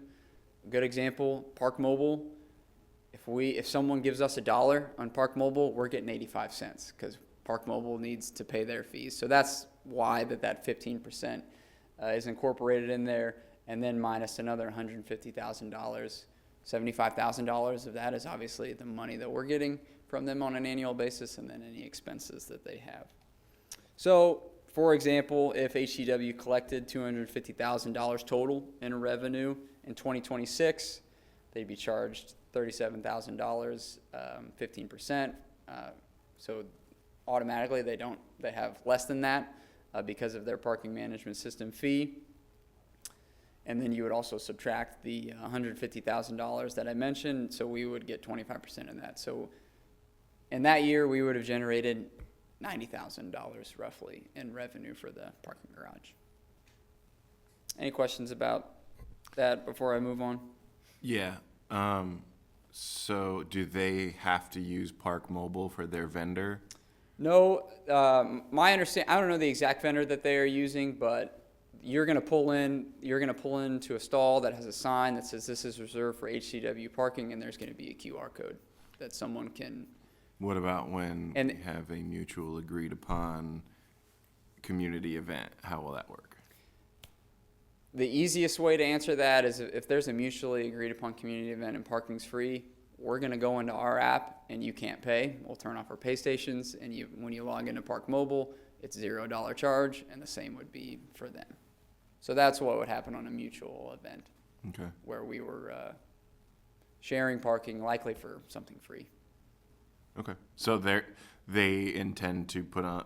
I don't know if they won't probably put up signs at every stall, but likely several places around their floors. Yeah, we'll need to make it pretty consistent, and just in general knowing the layouts of when public stalls are here, you're turning. Hilton Conference Center stalls are up here, so that there's also ability for them that based on our approval to kind of paint little reserved conference center in between each stall too, just to make it very obvious. Okay. Do you know if they plan to continue charging the $10 nightly parking fee?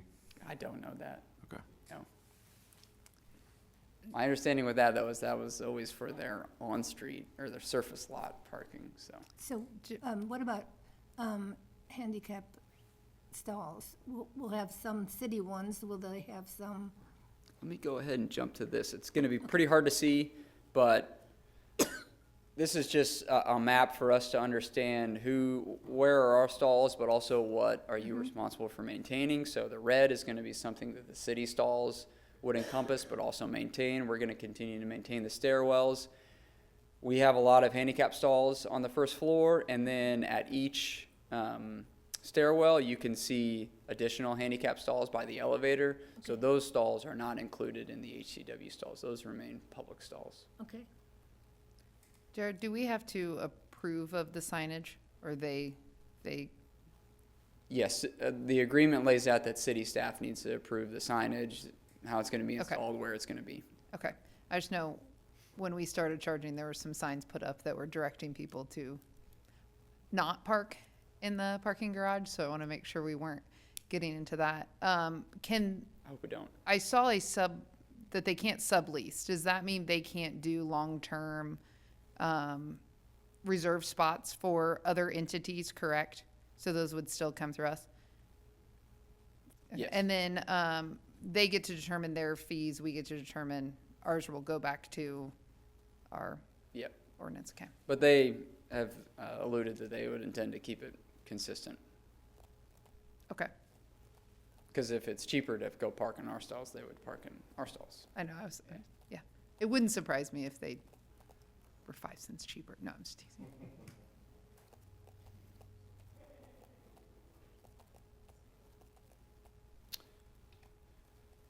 As I mentioned, we do want to make that one change within the lease agreement. So the motion that I would recommend, if the commission is in favor of this, is to authorize city administration to finalize and the mayor and city clerk to execute that lease agreement with HCW for up to 300 parking stalls in the downtown garage.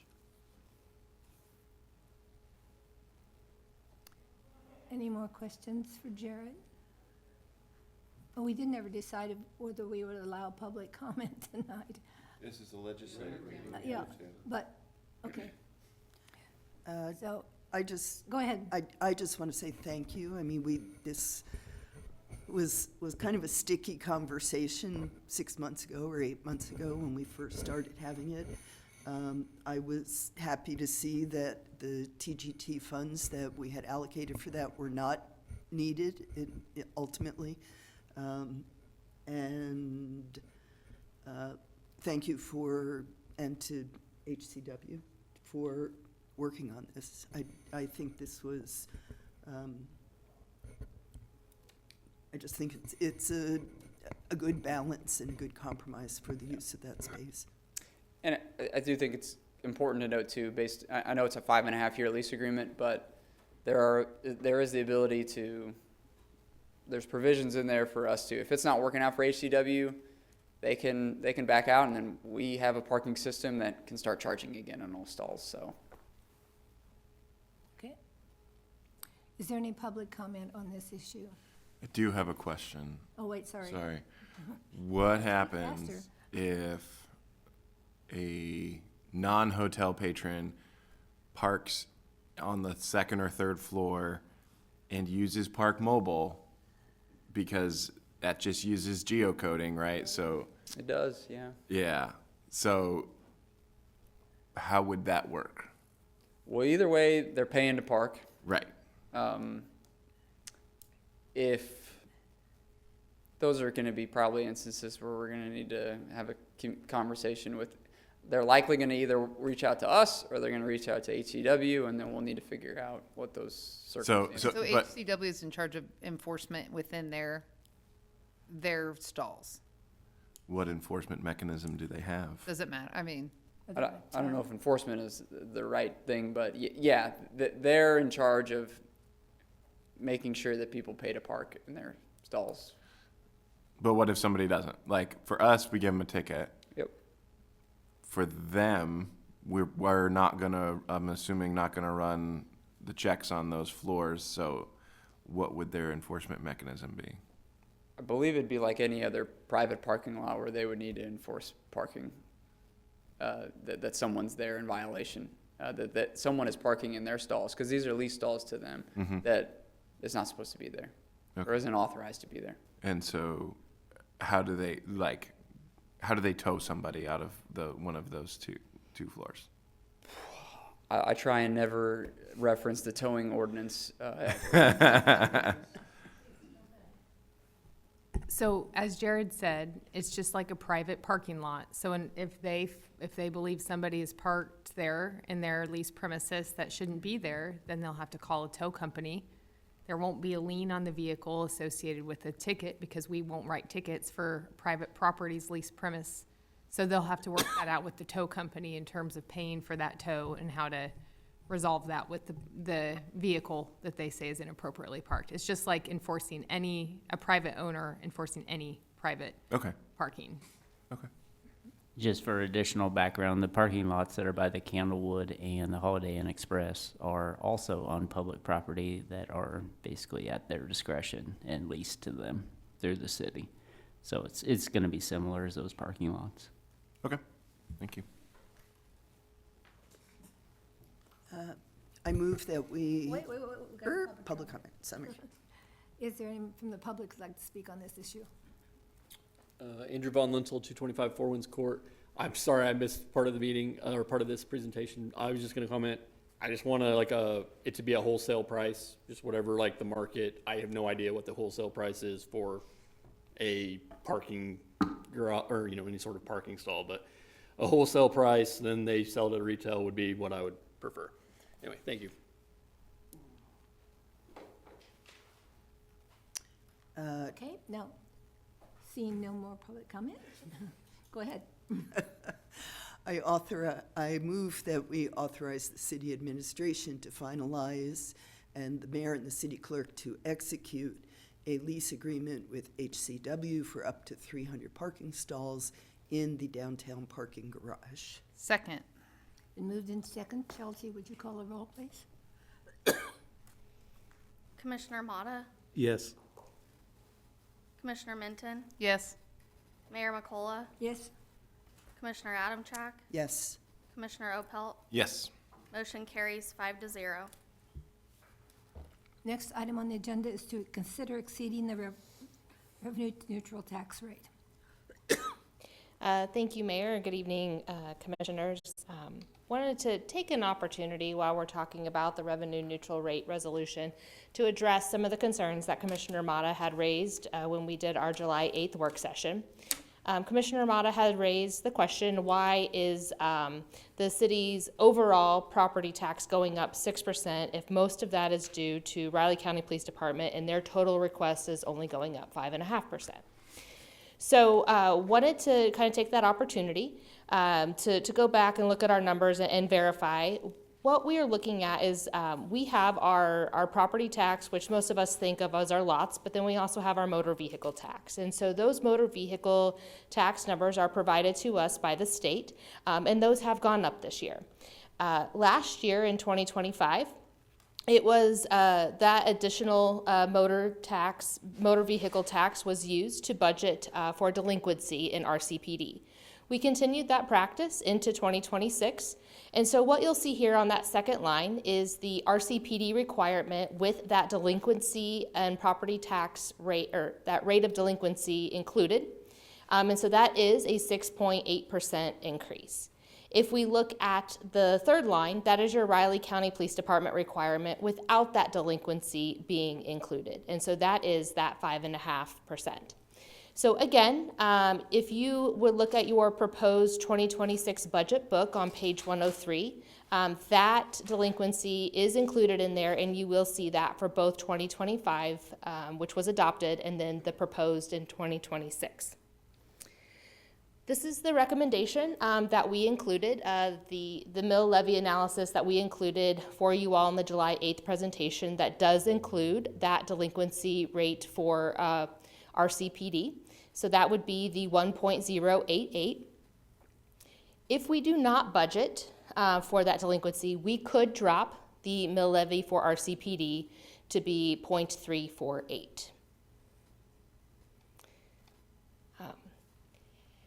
Why would we want to budget for the Riley County Police Department delinquency? So over the last 5 years, the rate of delinquency for property tax has been 1.83%.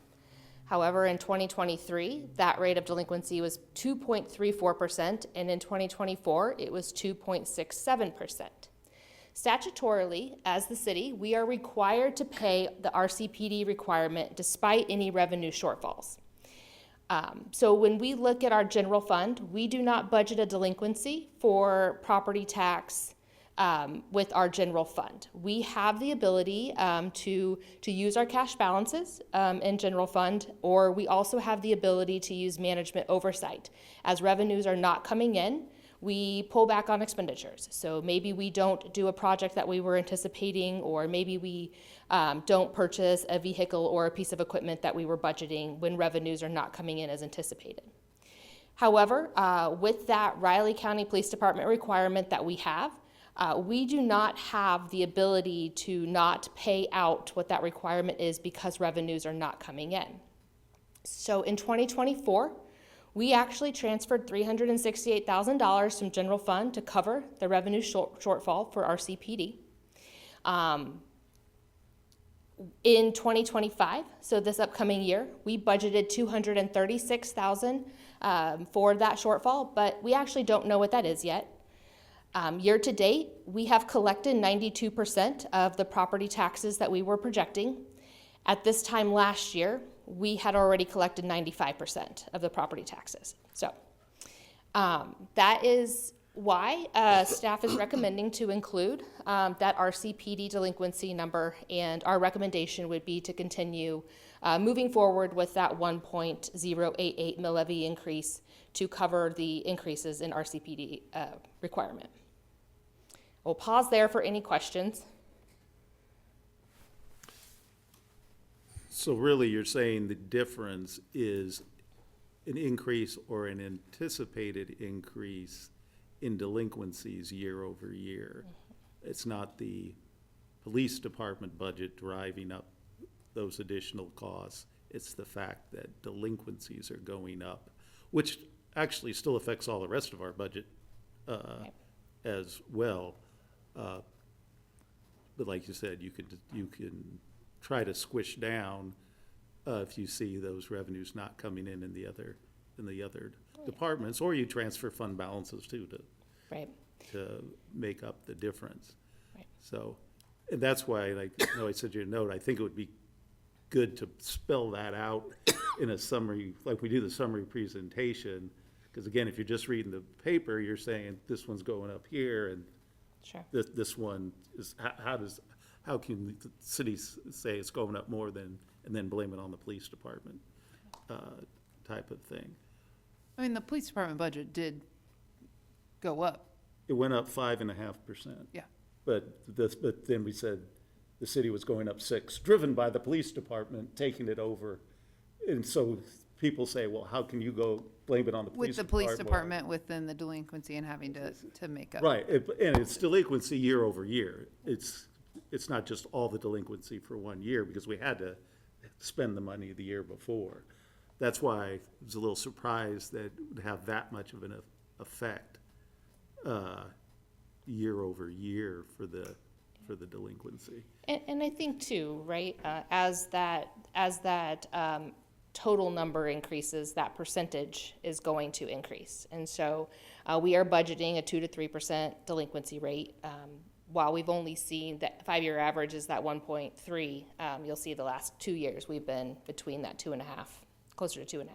So that number does go up as that total number goes up. Danielle, do we then go in when some of those delinquent property taxes are paid? Because I know there were some really big ones for Target and some of those before the Board of Tax Appeals in June, so that might have, those were multi-year things. And I know they had a tax sale too, the counties, so. I think that's a great point, Mayor McCullough. And one of the things that I would recommend that we do is, if in the event we do start with those delinquent taxes do come in, we could start having a balance for our CPD, so that we could have that cash balance to draw from when their property tax revenues are not coming in. That way we wouldn't have to pull them from general fund. So my recommendation would be to start kind of trying to build a little bit of a fund balance and having a conversation amongst ourselves about what is appropriate level for a fund balance for our CPD. Right now, we don't carry any kind of fund balance, so when there is that shortfall, it has to come from general fund. Thank you. Yep.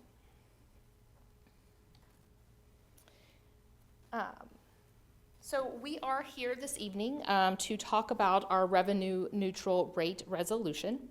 So right now, our current mill levy is 53.109 mills. To remain revenue neutral, we would actually have to reduce our mill levy to 51.16. This is a conversation that we had back in January when we did our governing body retreat, and we touched base with all of you. If we were to look at trying to be a revenue neutral city, that would be a conversation that we would really need to start probably in the Q4 of the previous year. That implications of trying to remain revenue neutral, particularly for this year, would mean that we would have had to cut city services and general fund services about $1.4 million to meet that RCPD requirement. So that's a conversation that we need to have earlier in the year if we really want to be a revenue neutral city. Right now, though, we are recommending that we move forward with a resolution that would express our intent to exceed that revenue neutral rate and identify a not to exceed mill levy rate. Right now, we are recommending that we identify the mill levy not to exceed as 56.109 to allow flexibility for the three scenarios that we discussed on July 8th at our work session. Just as a reminder, we can always reduce from that 56.109, but we cannot exceed it. So that is staff's recommendation to move forward with the 56.109, just to allow ourselves the most flexibility as we continue our budget conversations and discussing these three different scenarios. So as a reminder, the 1.134 mill levy increase would be no COLA for employees, no vehicle or equipment replacement, and no building maintenance. Scenario B, which would be approximately a 2 mill levy increase, would include approximately a 3% COLA for employees, no vehicle or equipment replacement, and no building maintenance. And then if we went with the 3 mill levy increase, we would do the 3% COLA for employees, and then also prioritize approximately $750,000 of the $2.5 million in deferred vehicle and equipment replacement and building maintenance that we have. So. Danielle, I apologize for not having these figures on the top of my head. I'm hoping maybe you do. Can you remind us, the fire department, are they asking for a 2%, or they have budgeted for a 2% COLA, or? No, so this year, the fire department is only getting their step increases. And so we did budget for the fire department step increases. And then we also budgeted for certain promotions amongst all city departments for folks who have been looking for training, who have been working towards those promotions. We have included those in scenario A. Okay, and RCPD, do you remember what their COLA was? 2.4. Okay, and Riley County, 2.7, I think. thank you. Is that where I got mixed up with Riley County Police Department last week? Okay. So the county is proposing 2.7%, and Riley County Police Department is doing 2.4%. And library? Library is also looking at 2.4%. Plus a 2% COLA. I think it was 2% COLA, COLA and and a 2% merit. 2.2% merit. And I think I saw that Pot County is looking at 3.5 or 4%. I have not been tracking all of those, and so that I don't embarrass myself standing up here trying to recall things that I have heard. That is certainly an analysis that we can put together and collect all those numbers and get that to you all. I just, it's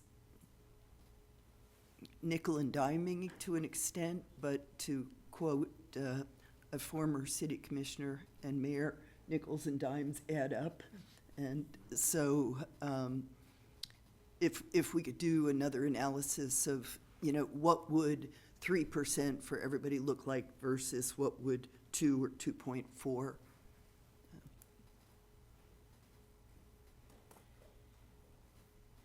Just so you know, I was wrong on the library. It's 2% COLA and 2% merit. Thank you.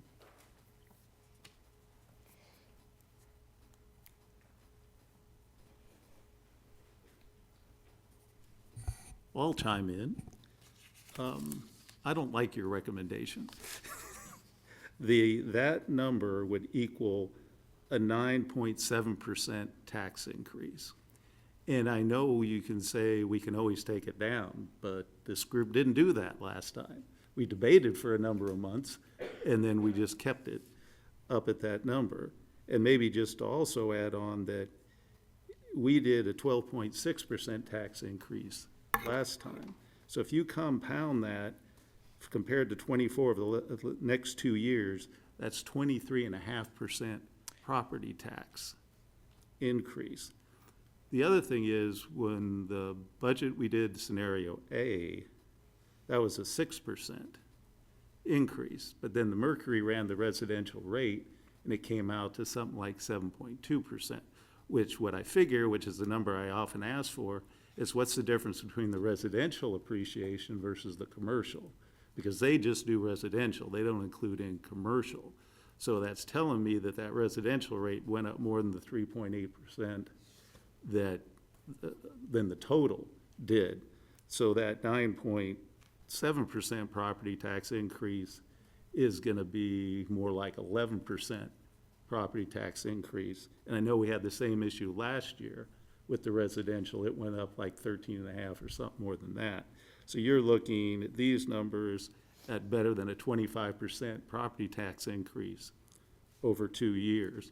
I do want to point out, though, from the reason last year, just to clarify, we did go up to 4 and we debated it for a long time.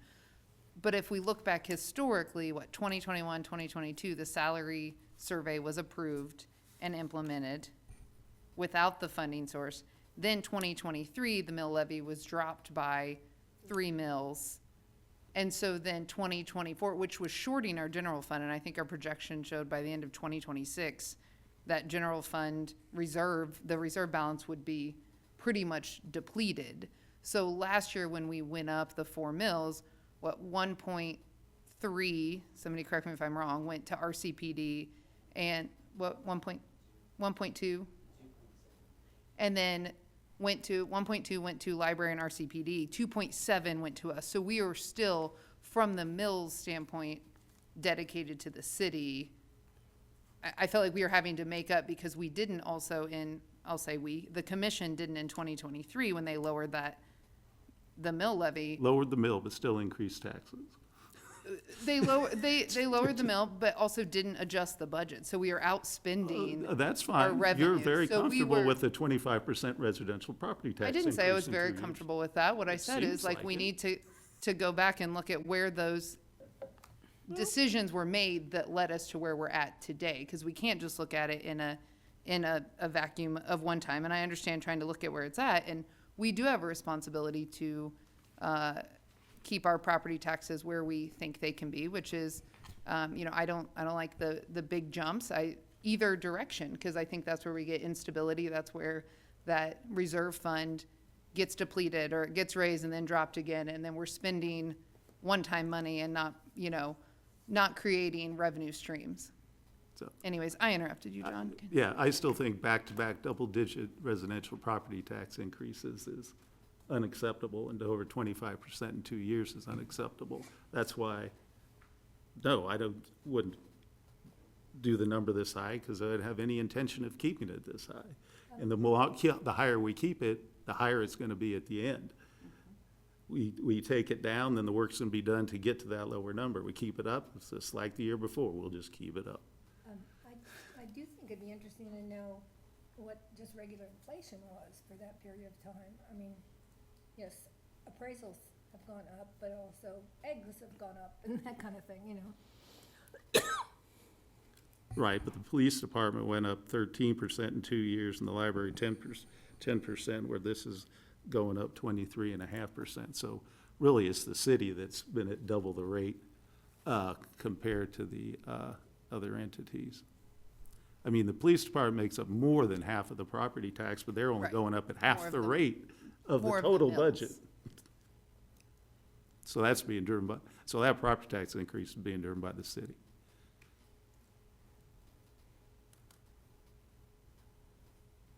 I don't know, it really seems like it's being driven by the police department this year. No, it's not. So when you voted to approve the police department budget, where was that money supposed to come from? I kept it down to 5.5, which is much less than the city. And if you take the 300,000 out, that's coming out of the city budget, because they no longer have to do ACOs, it takes that number down to 4.2. So a 4.2 net budget increase for the police department. If we keep the mill levy where it is, we're $800,000 short for the police department budget. Which is The police, well, I'm not saying you're not gonna do the increase for the police department. It doesn't say keep it flat. I'm saying a 4.5% increase across the board, which covers the police department. So we can give the police raises, but not our staff. If we wanna keep taxes down. Got it.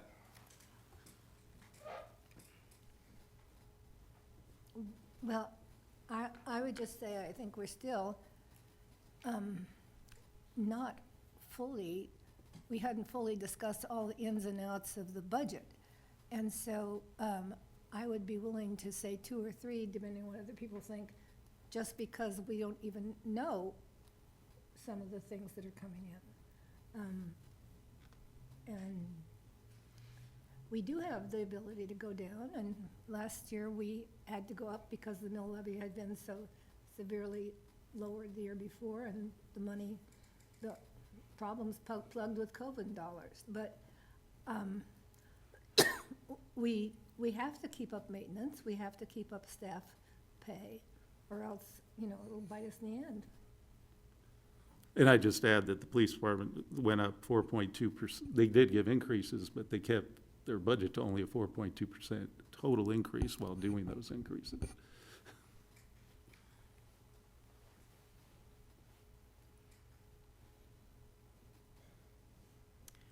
I would support us moving forward a resolution to include either the 2 or 3%, 2 or 3 mill levy maximum, with the understanding that over the next 2 months, we will still be continuing to discuss the budget. We will have additional information over the next couple of months about the property tax delinquency rate.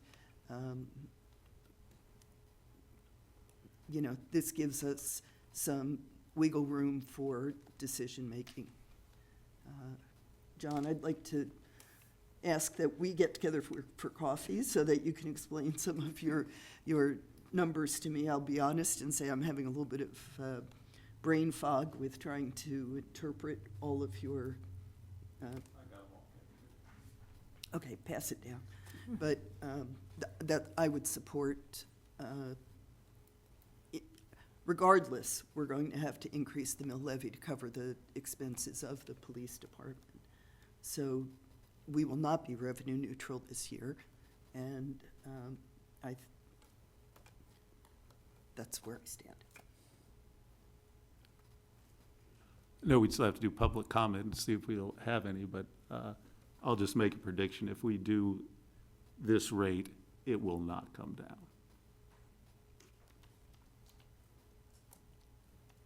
So what is your pleasure? Public comment? Yeah, I know, okay. Public comment?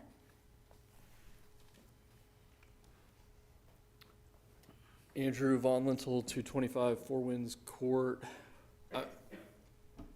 I mean, to me, it's just like this was decided 8 months ago that we were going to raise property taxes again. I mean, these decisions have to happen much sooner. We have to stay focused on priorities. We can't be distracted by Riverfront MHK or Aquatics Park, or there's just stay focused on priorities, get the debt down, then we'll have more cash. We won't be paying the interest. We'll be able to do a lot more. It'll be a lot better. Thank you. Thank you. Any other comments? Commissioners?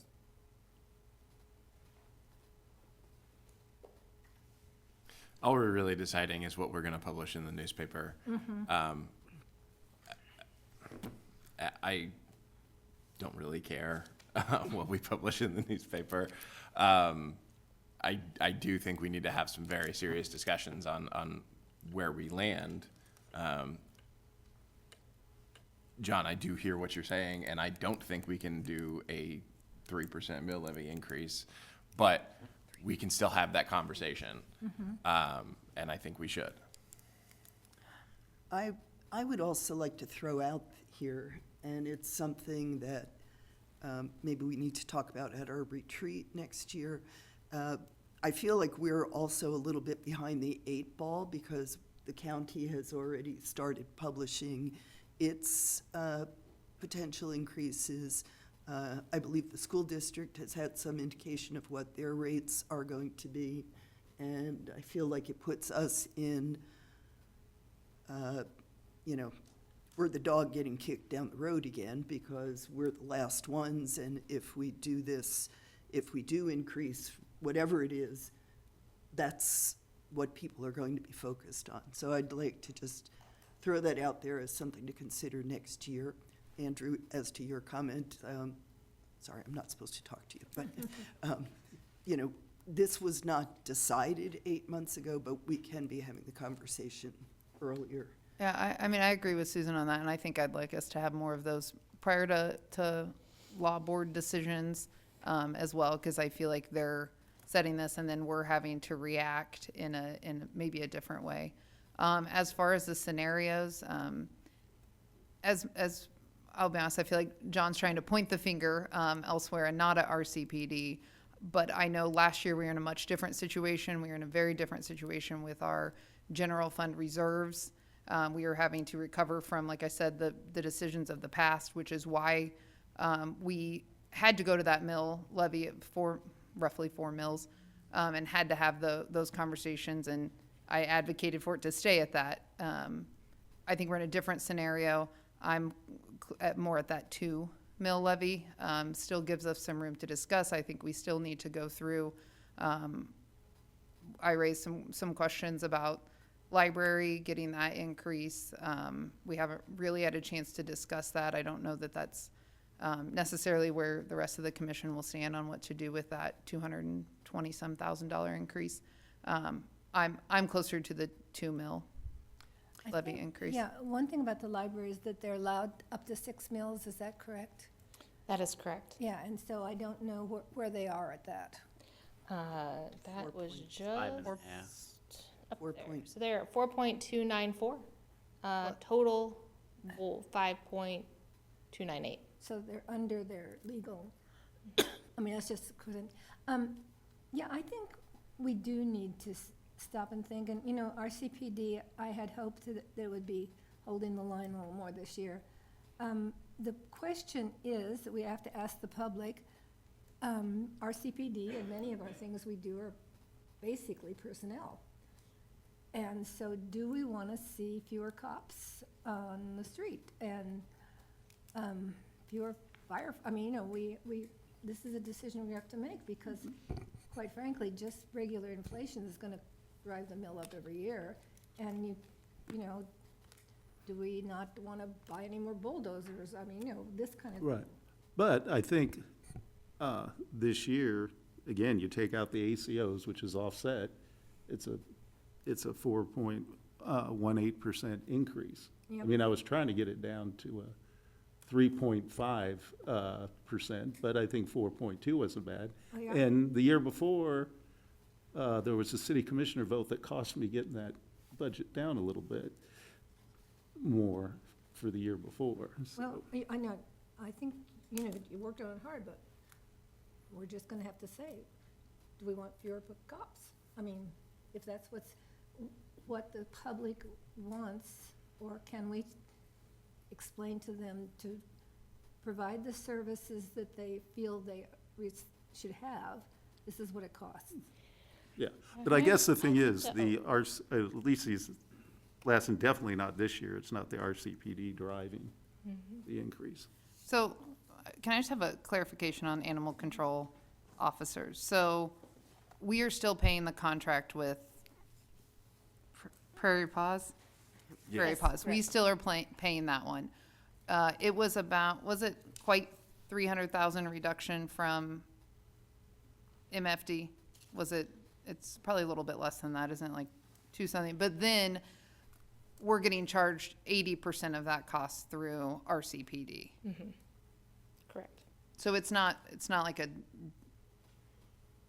true deed. We're still paying 80% of that, Right. that so- savings through so RCPD. The 300,000 is what we're able to take out of the city budget for that. So that's 300,000 offset to that police department increase. But we still. But we are still paying for housing animals. But we never, that was That's never not part of part it, of that was never part of the deal. So we take 300,000 from the city, And it becomes and 240. 80% of it goes to RCPD, to Well, our To us. RCPD. Well, the from it. RCPD number was higher than 300,000, but the county's paying the other 20%. Right. But if So it's, we're, so so then it's to a me, wash. that's not like a three, it's closer to a wash of things. Cause even at 300,000, if we're only paying 80%, that's 240. So that would be like a 60,000. their budget was 24,070. We're saving in the city 300,000, and within that number is the ACOs. We're saving $300,000 on the city side. So to make it comparable, subtract 300,000 from the 24,070, because that's our offset to that number. So once you take that out, it brings the number down to 23,770,000, which is a 4.18% increase. Okay. I think one of the conversations that I would like to dive into a little bit more before we come back and present is this notion that the city is driving the increase in the property tax. And we can certainly do a little bit more analysis and run some more numbers on that. But our growth in our property taxes, so just including the assessed valuation and not including the additional 1.134 mils that we are proposing, was 1.462. Of that, Riley County Police Department is getting, and Riley County Police Department and the library are getting 1.26 million. And then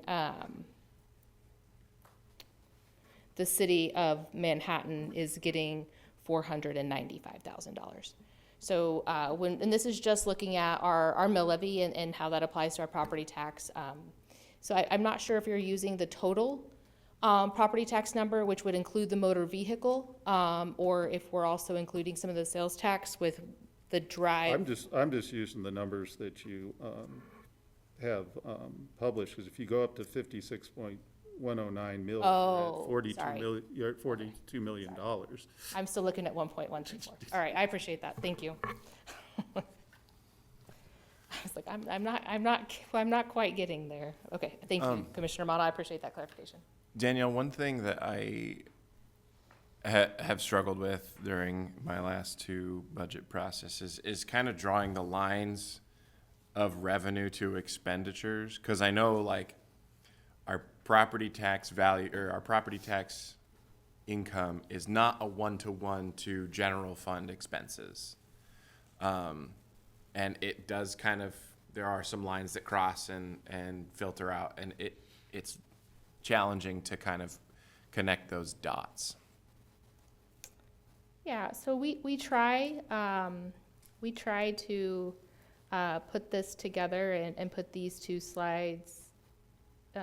So we have our revenue projections by source, and then we try to do our projected revenues by fund, and then we have our budgeted expenditures by fund. So I would, kind of trying to take a look at slides 17 and 18 of last meeting that we had, and putting those two together might be more helpful, and then kind of diving into where those revenue projections by source are coming from, Commissioner Opelt, and then we can certainly dive in and have more conversations about that. Okay. Thank you. Yeah. I wish I could have put them on the same slide for you, but then they would have been very small. Okay? Sorry, Commissioner Adamchak? I would just like to put this in the context that we discussed last week, I believe also, of city staff. I think, we have successfully increased the general fund reserves, which was part of our mission with the budget decisions we made last year, and made that much more secure. And B, if I recall correctly, it was $492 or something thousand that you were able to reduce. You attempted very stringently to hold the line and keep a flat budget. Yep. And with doing that exercise, you did reduce by $500,000, which for a total budget that we're facing is pretty significant. And so I just wanted to put this whole discussion of whether we are increasing mill levy and by how much in the context of city staff making that effort to secure our future financial security and hold the line. So thank you all for that. Appreciate it. Okay. So tonight I do need direction. If we are going to publish at a 2 or 3 additional mills. So if we're going to either post at, sorry, I'm trying to do the math really quick in my head, 55.109, or if we are going to post at 56.109.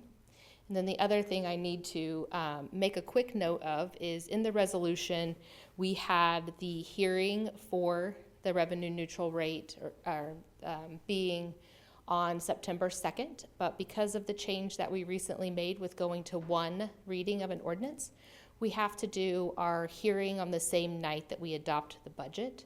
So we will need to amend the resolution that is in your packet to have that hearing on September 16th instead of September 2nd. So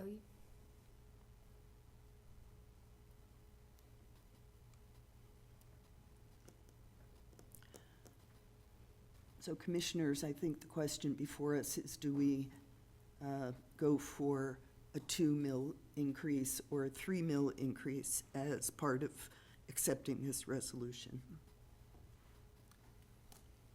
would someone like to make a motion? I'm at the original city manager's increase that was presented at the last meeting. She presented 3 of them. No, the first one was the recommended one. Yeah. Well, I would move that we go 2 because I think we need some wiggle room and things, we haven't even seen some of the groups coming in and that kind of thing.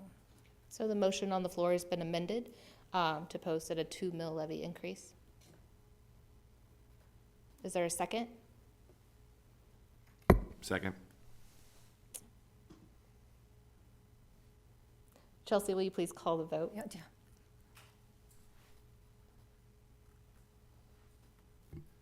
Do we need them to?